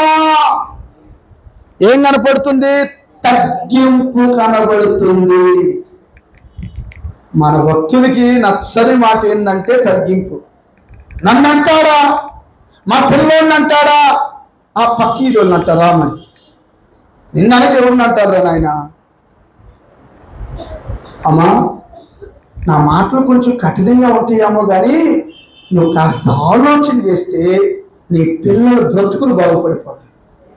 అదే చచ్చిన కుక్క అంటే, ఎందుకంటే కాళ్ళు లేని వాడు, సిగ్గు అవమానంతో ఉన్నవాడు, మేత లేని స్థలంలో బ్రతుకుతున్నాడు, కనీసం మన బంధువులు లేదు, ఎలాంటి ప్రాంతంలో దిక్కు లేని వాడు బ్రతుకుతున్న వాడికి దేవుడు ఎంత సౌభాగ్యం ఇచ్చాడు. ఉపకారం చేశాడు కనుక వాళ్ళ తండ్రి ఆ కృపై తన మీదకి వచ్చింది. అతను ఏం చేశాడు? రాజుగారి మాటకి, దేవుడి మాటకి లోబడ్డాడు. రెండవది, రాజుగారు మరి భయపడకు, నీ తండ్రి ఆస్తంతా నేను నీకు ఇచ్చేస్తానంటే సచ్చిన కుక్కనయ్యా నేను. వా, ఎంత తగ్గింపు! అంత ఆస్తి వచ్చిన తర్వాత ఈ మాట ఎవడైనా అంటాడా? అమ్మ అంటాడా? చెప్పరండి. ఇంత దండ చేసుకుంటావు లేదో, జాయికి వాడికి అత్త కిందకి లాగి తిరుగుతావు. ఎందుకు నీ దండ చూపించాలి. బంగారం వేసుకున్నాడు నేను చెప్తే మళ్ళీ డైమండ్ పడతారు. ప్రకటన పుస్తకంలో ఏం తెలుసా? బంగారపు వీధుల్లో మనం తిరగబోతున్నాం. పర్వతంలో బంగారం వేసుకునే పిచ్చోళ్ళు అంటారు తెలుసా మీకు? ఇప్పుడు నా పెళ్లి జరుగుతుంది దానికి ఇక్కడ ఇగో ఈ తల్లి మట్టి, ఎవరు నాకు తెలియదు, మళ్ళీ లేనిపోయి కూడా ఏమైనా పెట్టుకోండి. ఈ తల్లి గారు ఉంది కదా, మట్టితో చేసిన ఒక దండ వేసుకొని నా పెళ్ళికి వచ్చింది అనుకో, అమ్మ నువ్వేమంటావు? ఈ పిచ్చిని బట్టి దీనికి అంట, అంతేరా? అరే కాదు అనవా, ఏమైనా మెడలేస్తావా ఏంటి? పిచ్చి పట్టింది అంటావా లేదా? పరలోకంలో కూడా అంతే. పరలోకంలో కూడా మనం రాజ్య వీధులలో నడవబోతున్నాం. బంగారపు వీధులు. 12 చదవండి. 12 రత్న వర్ణములు కలిగిన పట్టణము, సూర్యుడు లేడు, చంద్రుడు లేడు. అలాంటి మహారాజు పట్టణములో బంగారపు వీధులలో ప్రజలు నడవబోతున్నాం. అక్కడ బంగారం వేసుకున్న వాళ్ళు ఏమంటారు? ఇంకా మీ ఇష్టం లేండి, నేనేం మిమ్మల్ని డిస్టర్బ్ చేయట్లేదు, కానీ వాక్యాన్ని అట్లా గుర్తు చేస్తున్నాను. అందుకని మా డేవిడ్ రాజు గారు ఏం చేశారో తెలుసా? మందిరం కట్టి అటు మెట్లు పైన ఇటు మెట్లు పైన పెద్ద బంగారపు రేపు, ఇదొక 7 లక్షలు అదొక 7 లక్షలు పెట్టి చేయించి ఆ యొక్క బండ కింద పెట్టించాడు. విశ్వాసులు దాన్ని తొక్కి లోపలికి రావాలని. దొంగలు దొంగలు పోయారు నాయాలు. హల్లెలూయా. మరి మా బిడ్డలు, దేవుని ప్రజలు రేపు బంగారపు విందులో తిరగబోతున్నారంట. దేవునికి స్తోత్రం కలుగునుగాక. హల్లెలూయా. ఉపకారం చేసే బుద్ధి మనకు ఉండాలి. రెండవది లోపడాలి. మూడవది తన్ను తాను తగ్గించుకున్నవాడు హెచ్చించబడతాడా తగ్గించబడతాడా? ఏంటయ్యా మొన్నటి నుంచి తగ్గించుకున్నాను, తెగ రెచ్చబడుతున్నాము, వదిలితే చంపేస్తాడు కొంతమంది. అది నీ భ్రమ. ఏం చేస్తారండి? ఒక రోజున చూడండి, నా దగ్గర తమ్ముడు ఉన్నాడు జెర్మీ అని. వాడు ఇప్పుడు 7 రోజులు ఉపవాసం ఉండి అక్కడ ప్రార్థనలో ఉన్నాడు. సేవకు వచ్చాడు నా దగ్గరికి. నేను ఒక్కోసారి కావాలని వాడిని, బుద్ధి లేదురా, ఛీ నీటి ఒక బ్రతుకురా, నువ్వు బ్రతుకుతున్నావు, కుక్క బ్రతుకుతుంది, ఏంట్రా కారు అట్లానే కడిగేది, అరే ఆ బాక్స్ అలానే పెట్టేది, నువ్వు ఇంతవరకు నువ్వు రూమ్ శుభ్రం చేయలేదు, ఇదే నువ్వు చేసేదంటే తప్పైందయ్యా, తప్పైందయ్యా. వాడు అలా అంటుంటే నా కళ్ళల్లో నీళ్ళు వచ్చేస్తాయి. ఏంటి ఇంత తగ్గింపు, ఏంటి ఇంత విధేయత. 6 అడుగులు ఉంటాడు, నన్ను కొట్టేటట్టుంటాడు ఆడు. కనికరం ఉంటుందా లేదా మనకి? వీడికి ఏదో ఒక భవిష్యత్తు ఇవ్వాలని ఉంటుందా లేదా? చిచిచి ఈయన ఎప్పుడు ఇట్లా కాదు, ఈయన గొప్ప సేవకుని చేయాలి, నాకంటే గొప్ప దైవజనుడిగా వీడు మారాలని నేను ప్రార్థన చేస్తానా చేయనా? అదే దొంగ స్వభావం కలిగిన నాకే ఆ మనసు వస్తే, పరలోకమందున్న దేవుడిని తగ్గించుకుంటే నేను విడిచిపెడతాడా, నీ పిల్లలు విడిచిపెడతాడా? చెప్పలేదమ్మా. మరి తగ్గింపులకు రాండి, తగ్గింపులకు రాండి. చుట్టూత ప్రజలకు సువార్త చెప్పి హెచ్చులకు పోక బడాయికి పోక కాస్త మందిరాన్ని తీసుకొని రాండి. ఈ సేవను ఇంకా పెంచండి. ఈ ప్రాంతానికి ఈ మందిరం వెలుగుగా చేయండి. నిలబడాలండి. ఆమెనంటే గొడవల మందబడులు పోతూనే ఉన్నారు. నాకు బలే ఆశ్చర్యంగా ఉంది. కానీ మీ అనుభవాలు మీకు లేండి, నేను మిమ్మల్ని తప్పు పడతలేదు, కానీ కొన్ని క్రమాలు మనం షేర్ చేసుకోవాలి. మా చర్చి దగ్గర బల్లయ్య నెలకు ఒకసారి ప్రభరాత్రి భోజనం, అయినాక భోజనాలు ఉంటాయి.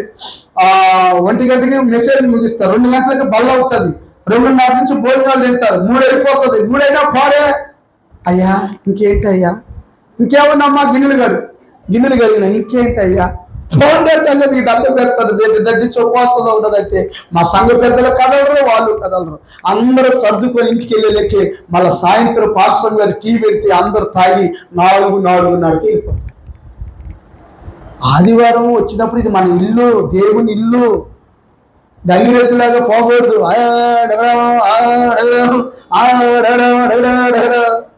ఇవన్నీ నేర్చుకోవాలి. నా దేవుడు మిమ్మల్ని ఆశీర్వదించును గాక. 4వ మాట కూడా చదువునానా? 4వ మాట అయిపోయింది. 19:24, 2వ సమయాలు 19:24 అయిపోయింది, ముగించేస్తున్నా. మరియు పౌలు కుమారుడకు మెఫీబోషెతు రాజును ఎదుర్కొనుటకు వచ్చెను. రాజు పారిపోయిన దినము మొదలుకొని అతడు సుఖముగా తిరిగి వచ్చిన నాటి వరకు కాళ్ళు కట్టుకొనకయు, గడ్డం కత్తిరించుకొనకయు, బట్టలు ఉతుక్కొనకయు ఉండెను. అమ్మా, 4వది ఏంటో తెలుసా? కృతజ్ఞత కలిగిన వారు అందరూ చెప్పండి. దావీదు ఏం చేశాడో తెలుసా? ఈ మెఫీబోషెతు వచ్చిన తర్వాత పదవి కాంక్ష కలిగిన అబ్షాలోము ఏం చేశాడంటే దావీదుని అరణ్యానికి తరివేశాడు. వెళ్తూ ఏం చెప్పాడు దావీదు? మెఫీబోషెతు, నువ్వు కూడా త్వరగా వచ్చాడు, నన్ను చంపేస్తున్నాడని భయపడి త్వరగా ఎవరి పోయి పరిగెత్తాడు. వీడెవడు? కుంటాడు కదా, వీడు గబగబ గాడిని తీసుకుని వచ్చి వాడి పన్నడు చెప్పి, త్వరగా పోనీరా, నువ్వు త్వరగా రారా, రాజుగారు వెళ్ళిపోయాడు, నువ్వు త్వరగా రారా అంటే ఆడేం చేశాడు? పన్నడు మోసం చేసి వెళ్ళిపోయాడు. నువ్వు చదువుకుని తర్వాత అక్కడ. ఇప్పుడు మెఫీబోషెతు డ్రైవర్ ఏం చేశాడు? మోసం చేసిపోరే, మోసం చేయకండి, నమ్మకంగా ఉన్న నీకు అప్పగించిన పనిలో నువ్వు నమ్మకస్తులుగా ఉంటే ఒక దినాన నీకు కారు కొనే స్థాయిలో దేవుడు పెడతాడు. ఒక్కలే చెప్పలే హల్లెలూయా. దావీదు ఇంచుమించు 3 సంవత్సరాలు అరణ్యంలో తిరిగి మరలా దేవుడు అతన్ని దర్శించి మరలా కోటలోకి వచ్చాడు. కోటలోకి వచ్చేలేకే నా కలి చూడు, కుంటోడు ఇలానే కూర్చొని ఉన్నాడు. దావీదు 3 సంవత్సరాల తర్వాత తిరిగి వచ్చి, మెఫీబోషెతు, ఎందుకు నువ్వు నాతో రాలేదు? అయ్యా, నా పనివాడు నన్ను మోసం చేశాడయ్యా. అరే, గడ్డం కత్తిరించుకోలేదు, కటింగ్ చేసుకోలేదు, వస్త్రాలు మార్చుకోలేదు, వాసన కొట్టేస్తుంటున్నావు. రాజు కొరకు ఎంత తృష్ణ కలిగి చూస్తున్నాడయ్యా. రాజు దేవుని కొరకు ఎంత కృతజ్ఞత. ఒక ఫిలాసఫీ గారు అన్నాడండి, తన పేరు నాకు గుర్తు రావట్లేదు, నా యూట్యూబ్ నా దాంట్లో ఉంది, నేను ఇప్పుడు తీయలేని సమయం లేదు. ఒక ఫిలాసఫరు అన్ని దేశాలు తిరిగాడు. ఎన్ని దేశాలు? తిరిగి బట్టలను ఓడ తీసుకొని ఒక దోషగుడ్డ పెట్టుకొని ఒక ఏమంటారు ఇది లాంత్రా ఏమంటారు? లాంత్రే. అమ్మ స్పెల్లింగ్ మిస్టేక్ ఏమనుకోకండి. లాంత్రి ఇట్లా పెట్టుకొని కుక్కను పట్టుకొని ఇలా ఒక ఫోటో ఉంటుంది, ఆ కొటేషన్ నేను చదివాను. ఆ ఫిలాసఫీ గారిని అడిగాడు ఒక పెద్ద ఆయన, అయ్యా అయ్యా నువ్వు ఇంత ఇంటర్నేషనల్ వైజ్గా నీకు అన్నీ తెలుసు, జ్ఞానం ఉంది, చదువు ఉంది, నీకు ఈ భూమి మీద నీ మించిన గొప్పవాడు లేదు, గొప్పవాడిలో ఒక గొప్పవాడు, ఎందుకయ్యా ఈ వస్త్రాలను తీసేసి ఒక గోసుగుడ్డ కట్టుకొని పనికిరాని ఈ కుక్కను ఈ లాక్టర్ను పెట్టుకొని తిరుగుతున్నావు? అయ్యా చెప్తా విను, ఈ రెండు పట్టుకోవడానికి ఒక ప్రాముఖ్యమైన కారణం ఉంది. ఏంటయ్యా? ఈ లాంతర్లో కనుచూపు మేరలో ఎవరైనా నమ్మకస్తుడున్నాడో అని వెతికితే నాకు ఒక్కడు కూడా కనిపించలేదు. ఈ భూ ప్రపంచంలో ఒక్కడైనా నమ్మకస్తుడు నాకు కనబడలేదు. అవునా?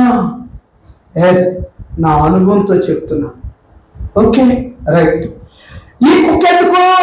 అయ్యా ఈ భూ ప్రపంచం అంతటిలో నేను ఎంతో మందికి డబ్బిచ్చా, ఎంతో మందికి ఇల్లులు కట్టించిన, నా పిల్లలకి కోట్లు ఆస్తి ఇచ్చిన, నా ఊళ్ళ కోసం బ్రిడ్జిలు కట్టిన, నా ఊళ్ళ కోసం బావులు కట్టిన, ఈ కుక్క కృతజ్ఞత కలిగినట్లుగా ఈ భూ ప్రపంచంలో ఏ మానవుడు నాకు కృతజ్ఞత కలిగి ఉన్నట్లుగా కలవలేదు. నాకు ఆశ్చర్యం అనిపించింది ఒక ఫిలాసఫర్ ఈ మాట చెప్తే. నిజమా కాదా? ఎన్నిసార్లు దేవుడు నిన్ను తప్పించాడు, ఎన్నిసార్లు దేవుడు నిన్ను కాపాడాడు. ఏ రోజైనా కృతజ్ఞత కలిగి ఉన్నావా? కుక్కకి ఒక ముద్ద అన్నం పడేస్తే, నువ్వు పనికిరాని అన్నం పడేస్తే ప్రతి రోజు నీ చుట్టూ తిరుగుతుంది. ఎవడైనా నీ మీదకి వస్తే కుక్క కృతజ్ఞత కలిగి ఉంటుంది, కానీ దేవునికి మానవుడు కృతజ్ఞత కలిగినాడు. అందుకనే తమ్ముడా, నువ్వు ఎట్టి చాకరీ చేస్తున్నావు, అందుకనే తల్లి నువ్వు ఎంత ప్రార్థన చేస్తున్నా నీ కుటుంబం ఫలవంతంగా మార్చబడట్లేదు. కృతజ్ఞత భావం కలిగి ఉండాలి ఎప్పుడు కూడా. హల్లెలూయా. భవిష్యత్తు గడ్డం పెంచేసుకొని స్నానం లేకుండా ఈ రెండు కుంటూరండి. పనికొచ్చేవాడు ఎవరు దేవునికి పనికిరాడు, డబ్బున్నవాడు ఎవరు దేవునికి పనికిరాడు. ఎవరో ఏమీ లేని పేదవాళ్ళు, కష్టం చేసుకున్న వాళ్ళు ధారాళంగా దేవునికి ఇస్తారు. హల్లెలూయా. నేను సేవ ప్రారంభించిన కొత్తలో అండి, ఇప్పుడంటే ఈ ఫోన్ వాడుతున్నానండి, ఇది కూడా నాకు గిఫ్ట్ వచ్చింది. ఫస్ట్ ఫోను ఇళ్లల్లో పని చేసుకునే ఒక అక్కగారు నన్ను బాగా ప్రేమిస్తారు. చాలా దూరం నుంచి మా చర్చికి వస్తుంది, 7 కిలోమీటర్ల నుంచి. ఇళ్లలో పనిచేస్తే ఆమె చేతులు చూస్తే, ఆమె కాళ్ళు చూస్తే ప్రాణం తరుక్కుపోతుంది. నా సెల్ ఫోను పోయిన తర్వాత 2-3 రోజులు సెల్ ఫోన్ లేదు. ఆమె గమనించి 32,000 పెట్టి నాకు 2019లో నాకు ఫోన్ కొనిచ్చింది. ఏ పని చేశామే? ఆమెకు నెలకి ఎంత వస్తాయి? 5,000, 6,000, మహా వస్తే 7,000 వస్తాయి. నాకు ఫోన్ ఎంత కొనిచ్చింది? చెప్పరేంటి? ఈ రోజున మరి ఆమెకే సేవకుడని ప్రేమించి అంత కృతజ్ఞత నాకు చూపించింది కదా. నువ్వు దేవుడు ప్రతిరోజు నీకు ఆరోగ్యం ఇస్తున్నాడు, ఆయుష్ ఇస్తున్నాడు, క్షేమం ఇస్తున్నాడు, సిరి సంపదలు ఇచ్చాడు. నువ్వు వెళ్తున్నప్పుడు వస్తున్నప్పుడు కాపుదల అపాయం రాకుండా దేవుడు ప్రతి క్షణము నిన్ను నీ కుటుంబాన్ని కంచె వేసి కాపాడుతుంటే నువ్వు పొద్దున్నే లేచి ప్రభువా నీకు స్తోత్రం అయ్యాని ఏ రోజైనా మొదటి నోటితో స్తోత్రం ప్రభువా అని అన్నావా? లేచిన వెంటనే మోకరించి ఒక అర్ధగంట నువ్వు ప్రార్థన చేసావా? దేవుడు నీకు ఇచ్చిన ఆస్తిలో నీకు ఇచ్చిన, మా దగ్గర గుప్పిడి బియ్యం చేస్తారు, అది ఆ పెద్ద అడగండి. సత్యవ తెలంగాణ ప్రాంతంలో భయంకరమైన సమ్మక్క సారక్క చేసే ఊరు వాళ్ళు చూడు, దేవదూతలాగా మారిపోయింది. వాక్యాన్ని విని పట్టబడి నేనే బాప్టిస్మ్ ఇచ్చి ఎస్తేరమ్మని పేరు పెట్టాను. భయంకరమైన విగ్రహారాధికులు వాళ్ళు. ఈరోజు కృతజ్ఞత కలిగి ఉంటారు. అన్య కుటుంబాల నుంచి పట్టబడి అయ్యా అయ్యా అయ్యా సేవకు మేము వెళ్తే వచ్చే వరకు మా పిల్లలని కుటుంబాన్ని మొత్తం చూసుకుంటారా? మేము వచ్చేదానికి 12 అవుతుంది, 1 గంట అవుతుంది. నేను దూర ప్రాంతం వెళ్ళేసి వస్తే తెల్లారిగట్టు 4 అవుతుంది కారులో. ఈరోజు నాకు కృతజ్ఞత ఉందా? నీకు దేవుడు ఇచ్చిన దాంట్లో దేవుడు గుప్పిడి బియ్యాలు చేస్తారు, నాకు సేవ ప్రారంభించిన నాటి నుండి నేటి వరకు ఒక బియ్యం కట్ట నేను పడలేదు. దేవుడు సాక్షే. ఈ రోజు నీ గుప్పుడు బియ్యాలే, ప్రతి ఆదివారం గుప్పుడు బియ్యాలు తీసుకొస్తారు. అవన్నీ ఒక పక్కన వచ్చావు. స్టార్టింగ్ లో అవి వారమంతా సరిపోయాయి. తర్వాత బస్తాలు, తర్వాత 2 బస్తాలు, 3 బస్తాలు, 4 బస్తాలు. చూడు, స్టోర్ రూమ్ అంతా ఇప్పుడు అర్పణాన్ని పాస్టర్ గారు తెలియదుగా ఆ అమ్మాయి ఇప్పుడు మెయింటెనెన్స్. స్టోర్ రూమ్ అంతా తాళాలు ఆ అమ్మాయి దగ్గర ఉంది. మాకు తెలియదు లోపల ఏ గిన్నెలో నీయో, ఎన్ని బస్తాలు బియ్యం ఉన్నాయో ఏమో మాకు తెలియదు. మొత్తం ఆ అమ్మాయి చూసుకుంటుంది. ఇచ్చావా ఈ రోజైనా? నువ్వు రోజు అన్నం వండుకుంటున్నప్పుడు ఒక గుప్పుడు బియ్యం పక్కన పెట్టాలా? ఇది దేవుని సేవకుడు అంటే ఒక కుటుంబం అండి. ఇవన్నీ నేర్చుకోవాలి. పాస్టర్ గారికి మన కట్ట మేము ఇచ్చిన ఎక్కడే మాట్లాడుతున్నాడు ఏమంటే నువ్వు పాస్టర్కి ఇచ్చావా? దర్శనము బాగా నమ్మకంగా ఇస్తారు మా. మరి ఇక్కడ 30,000, అక్కడ 30,000, 60,000 రూపాయలు ఖాళీ కట్టేయమని ఖాళీ EMI ₹1,00,000 ఖర్చు వస్తుంది. ఎట్లా వస్తున్నాయి మాకు? మేము నమ్మకంగా దేవునికి ఉన్నాం. దేవుని ప్రజలు నమ్మకంగా మాకు ఇస్తారు. ఒక్కరు కూడా ఆమె చెప్పలేదు. ఇందాక హల్లెలూయా. ఎందుకు వచ్చారు బాబు? ఆ దుప్ప తెచ్చుతున్నాడు అడ్డ వాళ్ళందరూ ఆమె చెప్పండి.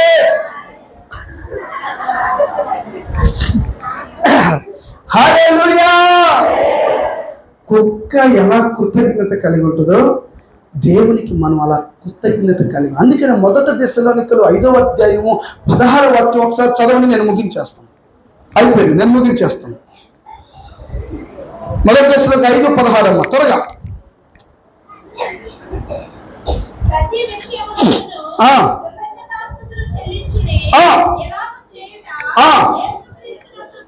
ప్రతి విషయములో దేవునికి కృతజ్ఞతాస్తుతులు చెల్లించుదురుగాక. ఆమేన్ చెప్పాలి. కరువైనా, ఖడ్గమైన, బాధైనా, ఇబ్బంది అయినా, సంతోషమైన, మరణమైన, ఎటువంటి పరిస్థితుల్లోనైనా నువ్వు ఏం చేయాలి? ప్రభువానికి స్తోత్రం. ఏమన్నాడు?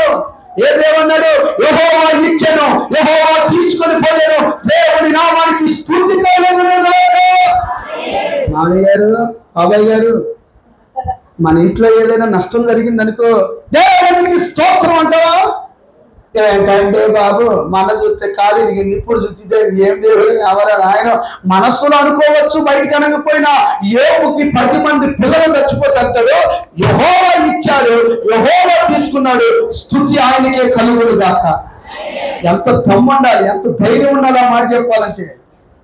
నువ్వు 5 రూపాయల చాక్లెట్ల దగ్గరే నీ బుద్ధి అంతా చూపిస్తావు. ఎవడైనా సడన్ గా నీ ప్రాణ స్నేహితుడు వాడి ఇంటికి రాగానే వాడి అంటే వాడికి ఎక్కడ పెట్టాల్సి వస్తుందని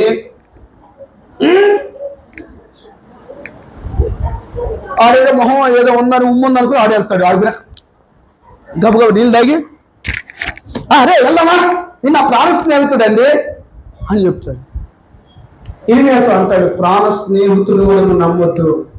ఈ భూమి మీద ఎవ్వరు నమ్మదగిన వాడు కాదు. నువ్వు దేవుడిని నమ్మురాడు. ఆయన మెఫీబోషెతులాగా దేవుడు నిన్ను ఆశీర్వదిస్తాడు. ఉపకారం చేయాలి. 2వది దేవుని మాటకు లోబడాలి. 3వది తగ్గించుకోవాలి. 4వది కృతజ్ఞత లేని హృదయము అంధకారం, చీకటైపోతుంది. జాగ్రత్తమా, కృతజ్ఞత కలిగి మనం బ్రతుకుదుగా. చివరి మాట చదువు, 2 సమూయేలు 9:13 అయిపోయింది.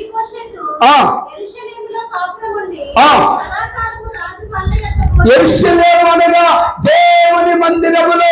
చూడండి, పరలోకంలో మనందరూ ఎక్కడ ఉండబోతున్నాం? దేవుని దగ్గర ఉండబోతున్నాం. సూర్యుడు చంద్రుడు లేని రాజ్యానికి మనం వెళ్ళబోతున్నాం. సదాకాలము మెఫీబోషెతు యెరూషలేములో ఉండి రాజు బల్ల యొక్క అదిగో సదాకాలము. కొంతకాలమా? సదాకాలమా?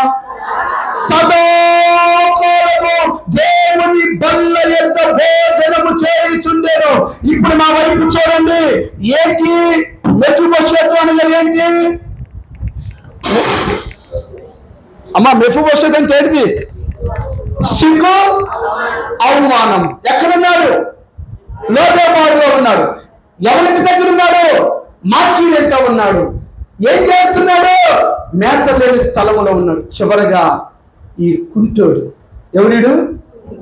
ఇప్పుడు ఈ కుంటితనం అంతా అందరికి కనబడుతుందా లేదా? అయితే సదాకాలము భోజనము బల్ల చుట్టూ అతని సిగ్గు కొట్టివేయబడింది. ఇప్పుడు కుంటితనం కనబడుతుందా? టేబుల్ కింద కూర్చున్నప్పుడు భోజనం కనబడుతుందా? నా కుంటికాలు కనపడతాయా? దేవుడు నీ సిగ్గును కొట్టివేయాలంటే ఈ 4 అనుభవాలను కలిగి ఉంటే నీ సిగ్గును, అవమానమును, నిందను కొట్టివేస్తాడు యేసయ్య. కొత్త యేసయ్యకి మహిమ కలుగును గాక. యేసయ్యకి మహిమ కలుగును గాక. హల్లెలూయా. కుంటికాలు ఇప్పుడు ఏమైంది తెలుసా? ఈ బల్ల దగ్గరికి వెళ్ళగానే యేసయ్య వాడి సిగ్గంతా కొట్టేశాడు, వాడు అవమానం అంతా కొట్టేశాడు. ఈరోజు నేను సిగ్గు, అవమానం, నీ ఎడారి బ్రతుకు ఏడుగా మార్చాలంటే ఈ 4 అనుభవాలను చేయాలి. చివరి మాట చదివి నేను ముగించేస్తాను. చదువు ప్రకటన గ్రంథం 21:18. ప్రకటన పుస్తకం పట్టణపు ప్రాకారము సూర్యకాంతములతో కట్టబడేది. పట్టణము స్వచ్ఛముకు స్ఫటికముతో సమానమైన శుద్ధ సువర్ణముగా ఉన్నది. ఆ పట్టణం ఏ పట్టణము? దేవుని పరలోక రాజ్య పట్టణము. ఆ పట్టణముకు మెఫీబోషెతు సదాకాలం దేవునితో ఉన్నట్టుగా రాయబడుతుంది. ఈ వాక్యం వింటున్న ప్రియమైన దేవుని ప్రజలారా, 2024 సంవత్సరాల క్రితమే మహిమను విడిచి, పరలోకాన్ని విడిచి, నీ బంధువులు నీ కొరకు ప్రాణం పెట్టలేరు, నీ స్నేహితులు నీ కొరకు ప్రాణం పెట్టలేరు, నీ అన్నదమ్ములు అక్క చెల్లెలు నీ కొరకు ప్రాణం పెట్టలేరు. నేను ప్రకటిస్తున్న యేసు క్రీస్తు ప్రభు ఆయన మహిమను విడిచి ఈ భూమిని అడుగు పెట్టి నీ కొరకు ప్రాణాన్ని చిందించి జన్మ కర్మ పాపమును తొలగించి సదాకాలం ఆయనతో ఉండడానికి వచ్చాడు. మాకరిస్తావా? చేతులు పైకెత్తుతావా? ప్రభువా, ఈ సిగ్గు అవమానం కలిగిన వారికి ఇంత సౌభాగ్యం ఇచ్చావో ప్రభువా. అలాంటి ఎన్నికలేని నా బ్రతుకును కూడా మెఫీబోషెతులను దీవించాలని కోరుకున్నందుకు స్తోత్రము నాయనా. ఉపకార బుద్ధి కలిగి ఉండాలి నాయన, ఉపకార బుద్ధి కలిగి బ్రతకాలయ్యా. దేవుని మాట వినటం లేదు నాయన. నేను విశ్వాసులు పుట్టించు ప్రభువా, తప్పిప్పుడు పుట్టించు నాయన, కృతజ్ఞతలు కలిగించు నాయన. అప్పుడు నా సిగ్గు కొట్టివేయబడుతుంది, నా అవమానం కొట్టివేయబడుతుంది, నా నింద తొలగించబడుతుంది, నా శాపం తొలగించబడుతుంది. పునాదులు కలిగిన ఆ పట్టణంలో నేను యేసయ్యకి సదాకాలం ఉండబోతున్నా. బాప్తిస్మము తీసుకుని వారికి శుభవార్త. మెఫీబోషెతులనే విడుదల ఆ రాజ్యంలో ఉండాలంటే, యేసయ్యతో ఉండాలంటే మారు మనసు పొందు. బాప్తిస్మం తీసుకో, దేవుని కొరకు సాక్షిగా బ్రతుకో, నీ నోటితో ఒప్పుకో. నీతో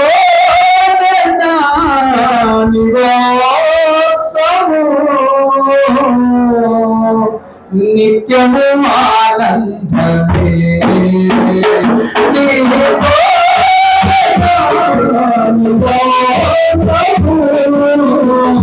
నిత్యము ఆనందమే,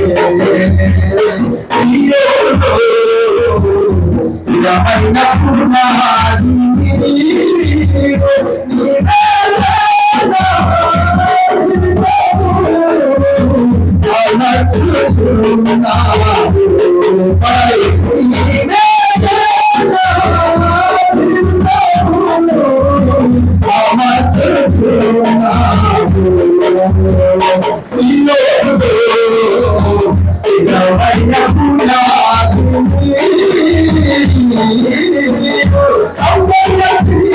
ఆనందమే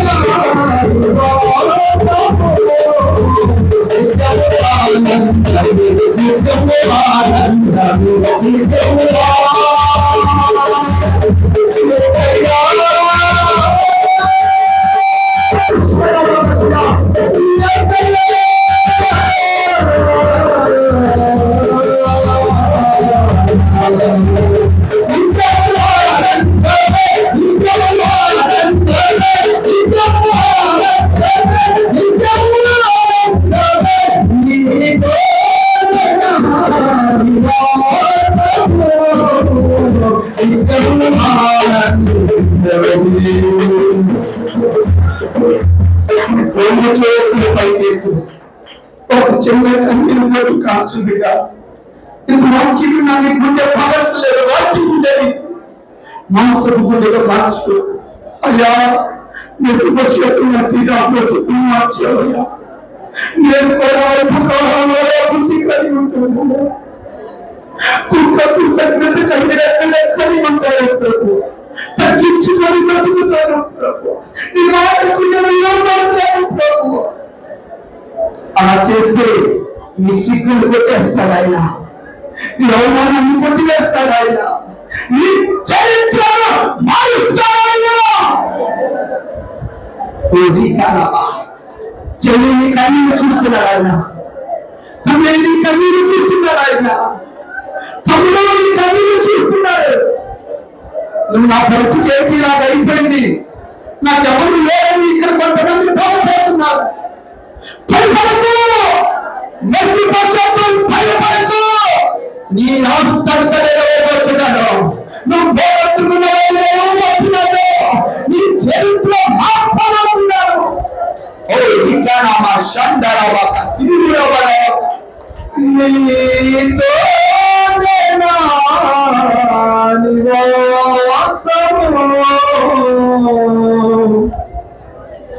నిత్యము ఆనందమే. ఆనందం లేదు నీ బ్రతుకులు, ఆనందాన్ని ఇవ్వాలని యేసయ్య ఈ రాత్రి నీతో మాట్లాడాడు. అడుగు నోరు తెరువు, పశ్చాత్తాపడి ప్రార్థించాయి. నీ కన్నీటికి జవాబు అతి సమీప కాలంలో ఈ ఉపవాసాలు ముగించగలిగితే కొంతమంది సాక్ష్యాలు చెప్పబోతున్నారు, కొంతమంది విలువలు కార్యాలు చేయబోతున్నారు.